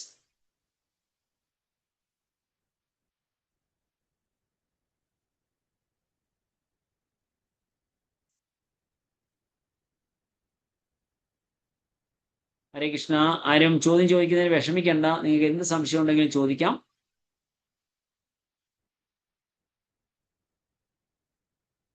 ഹരേ കൃഷ്ണ. ഹരേ കൃഷ്ണ. നമ്മുടെ ബുദ്ധി മനസ്സ് എന്ന് പറയുന്ന ഉണ്ടല്ലോ, ഇത് നമ്മുടെ ഭഗവാൻ കർമ്മം ചെയ്യുന്നത്. അപ്പോ എന്താണ് ചോദ്യം? എന്താണ് ബുദ്ധി മനസ്സും തമ്മിലുള്ള വ്യത്യാസം? പിന്നെ ബുദ്ധി വെച്ചിട്ട് മനസ്സ് വെച്ചിട്ട് ഓക്കെ. ബുദ്ധിയും മനസ്സും തമ്മിലുള്ള വ്യത്യാസം എന്ന് പറഞ്ഞാൽ നമുക്ക് യഥാർത്ഥത്തിൽ 2 ശരീരമാണുള്ളത്. 2 ശരീരം എന്ന് പറഞ്ഞാൽ ഒന്ന് സ്ഥൂല ശരീരവും സൂക്ഷ്മ ശരീരവും. അപ്പൊ ഈ സ്ഥൂലവും സൂക്ഷ്മവും എന്ന ശരീരമുള്ള നമ്മൾക്ക്, സ്ഥൂല ശരീരത്തെ കുറിച്ച് നമുക്കറിയാം. നമ്മൾ ഈ കാണുന്ന ശരീരം പഞ്ചഭൂതങ്ങളാൽ നിർമ്മിതവും 5 ഇന്ദ്രിയങ്ങളും 5 ജ്ഞാനേന്ദ്രിയവും 5 കർമ്മേന്ദ്രിയവും ഇതെല്ലാം ഉൾപ്പെടുന്നതായിട്ടുള്ള ഈ ശരീരം, നമ്മൾ കാണുന്ന ഈ ശരീരമാണ് സ്ഥൂല ശരീരം. അതുപോലെ തന്നെ നമുക്ക് ഉള്ള ഒരു സൂക്ഷ്മ ശരീരമുണ്ട്. അത് നമ്മളെ നഗ്ന നേത്രങ്ങൾ കൊണ്ട് കാണാൻ സാധിക്കാത്തതായിട്ടുള്ള ഒരു സൂക്ഷ്മ ശരീരമാണ്. അതിനെയാണ് സൂക്ഷ്മ ശരീരം അല്ലെങ്കിൽ സെറ്റിൽ ബോഡി എന്ന് വിളിക്കപ്പെടുന്ന മനസ്സ്, ബുദ്ധി, അഹങ്കാരം എന്ന 3 കാര്യങ്ങൾ ഉൾക്കൊള്ളുന്നതായിട്ടുള്ള ശരീരം. അപ്പൊ മനസ്സ്, ബുദ്ധി, അഹങ്കാരം എന്ന് പറയുന്ന 3 എണ്ണമുണ്ട്. ഞാൻ ഒരു എന്താണ് എക്സാമ്പിൾ പറയുക, ഭഗവത്ഗീതയുടെ ഫ്രണ്ടിൽ ഉള്ള പേജ് തന്നെ എടുക്കുകയാണെങ്കിൽ അത് തന്നെ നമുക്കൊരു ഈ ഒരു ഇതുമായിട്ട് കണക്ട് ചെയ്യാൻ സാധിക്കും. അതിൽ കാണുന്ന അർജുനനാണ് ജീവാത്മാവ്. അർജുനന്റെ 5 ഇന്ദ്രിയങ്ങളാണ് മുൻപിലുള്ള 5 കുതിരകൾ. ആ കുതിരകളുടെ ശരീരത്തിൽ നിന്ന് അല്ലെങ്കിൽ തലയിൽ നിന്ന് കെട്ടിവരുന്ന കടിഞ്ഞാണാണ് മനസ്സ്. ഭഗവാൻ കൃഷ്ണനാണ് ബുദ്ധി. അപ്പോ മനസ്സിനെ ബുദ്ധിയുടെ കൺട്രോളിൽ കൊണ്ടുവരണം. ഞാൻ മറ്റൊരു രീതിയിൽ എക്സാമ്പിൾ ചോദിക്കുകയാണെങ്കിൽ, ഒരുപക്ഷെ പ്രഭുവിനും അതിന് എക്സ്പീരിയൻസ് ഉണ്ടാവും. നമ്മൾ ഏതെങ്കിലും ഒരു പ്രവൃത്തി ചെയ്യാൻ പോകുമ്പോൾ, പ്രത്യേകിച്ച് തെറ്റ് ആയിട്ടുള്ള പ്രവൃത്തി ചെയ്യാൻ പോകുമ്പോൾ, നമ്മുടെ ഉള്ളിൽ നിന്ന് 2 ശബ്ദം കേൾക്കും. ചെയ്യരുത്, ചെയ്യരുത്, ചെയ്യരുത് എന്നൊരു ശബ്ദവും കേൾക്കും.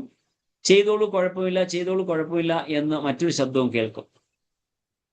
അങ്ങനെ ചെയ്തുകൊള്ളൂ എന്ന് പറയുന്ന ശബ്ദം നമ്മളുടെ ഇന്ദ്രിയ തൃപ്തിക്ക് തൃപ്തി ചെയ്യുന്നതിന് വേണ്ടി ചെയ്യുന്നതിന് കുഴപ്പമില്ല എന്ന് പറയുന്ന ശബ്ദമുണ്ടെങ്കിൽ അത് മനസ്സിൻ്റെതും, ചെയ്യരുത് എന്ന് പറയുന്ന ശബ്ദം കേൾക്കുന്നുണ്ടെങ്കിൽ അത് ബുദ്ധിയുടെ ശബ്ദവുമാണ്. ബുദ്ധി എന്ന് പറയുന്നത് പരമാത്മാവിന്റെ ശബ്ദമാണ് ബുദ്ധിയിലൂടെ നമുക്ക് കിട്ടുന്നത്. ബുദ്ധി എപ്പോഴും ശുദ്ധമായിരിക്കും. കണ്ടാമിനേഷൻസ് ഉണ്ടാകുന്നുണ്ട്, മറ്റു സംഘവുമായിട്ട് ചേർന്നുകൊണ്ടുള്ള കണ്ടാമിനേഷൻ ബുദ്ധിക്കുണ്ടാവും. അതിനെ പ്യൂരിഫൈ ചെയ്യണം. അതായത് ജ്ഞാനം നൽകിക്കൊണ്ട് അതിനെ പ്യൂരിഫൈ ചെയ്താൽ നമുക്ക് പ്രോപ്പർ ഗൈഡൻസ് നമുക്ക് കിട്ടും. പലപ്പോഴും ചീത്ത കാര്യം ചെയ്യാൻ പോകുമ്പോൾ നമ്മുടെ ഉള്ളിൽ നിന്ന് അരുത്, അരുത്, അരുത് എന്ന ശബ്ദം നമ്മൾ കേൾക്കുന്നുണ്ടെങ്കിലും നമ്മൾ മനസ്സിന്റെ സ്വാധീനത്തിന് അടിമപ്പെട്ടുകൊണ്ട് നമ്മൾ ആ പ്രവൃത്തി ചെയ്യാൻ നിർബന്ധിതനാവുകയാണ് ചെയ്യുന്നത്. പക്ഷെ അതേ സമയത്ത് നമ്മുടെ ബുദ്ധിയെ ആവശ്യത്തിനുള്ള ജ്ഞാനം നൽകിക്കൊണ്ട് അതിനെ പുഷ്ടിപ്പെടുത്തിയിരുന്നുവെങ്കിൽ നമുക്ക് വേണ്ട അല്ലെങ്കിൽ അരുത് എന്ന് പറയുന്നുണ്ടെങ്കിൽ അത് കേൾക്കാനുള്ള മനസ്സിൽ നമുക്ക് ഉണ്ടായേനെ. അതുകൊണ്ട് എപ്പോഴും ചെയ്യേണ്ടത് എന്തെന്ന് പറഞ്ഞാൽ മനസ്സിന് അടിമപ്പെടരുത്, നമ്മൾ ബുദ്ധിക്കാണ് അടിമപ്പെടേണ്ടത്. അല്ലെങ്കിൽ ബുദ്ധിയുടെ ഇൻസ്ട്രക്ഷൻ നമ്മൾ എപ്പോഴും കേൾക്കുകയാണ് വേണ്ടത്.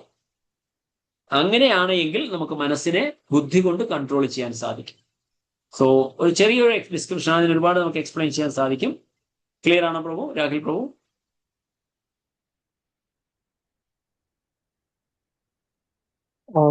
ക്ലിയർ ആണ് പ്രഭുജി. അപ്പൊ ഈ ബുദ്ധി കൊണ്ട് നമ്മള് ഭഗവാന് വേണ്ടിയിട്ട് എങ്ങനെയാണ് കർമ്മം ചെയ്യുന്നത്? അതെ, തീർച്ചയായിട്ടും ബുദ്ധിയും മനസ്സും ഭഗവാനിൽ കേന്ദ്രീകരിക്കുക എന്നുള്ളതാണ് നമ്മുടെ ലക്ഷ്യം എന്നുള്ളതാണ്.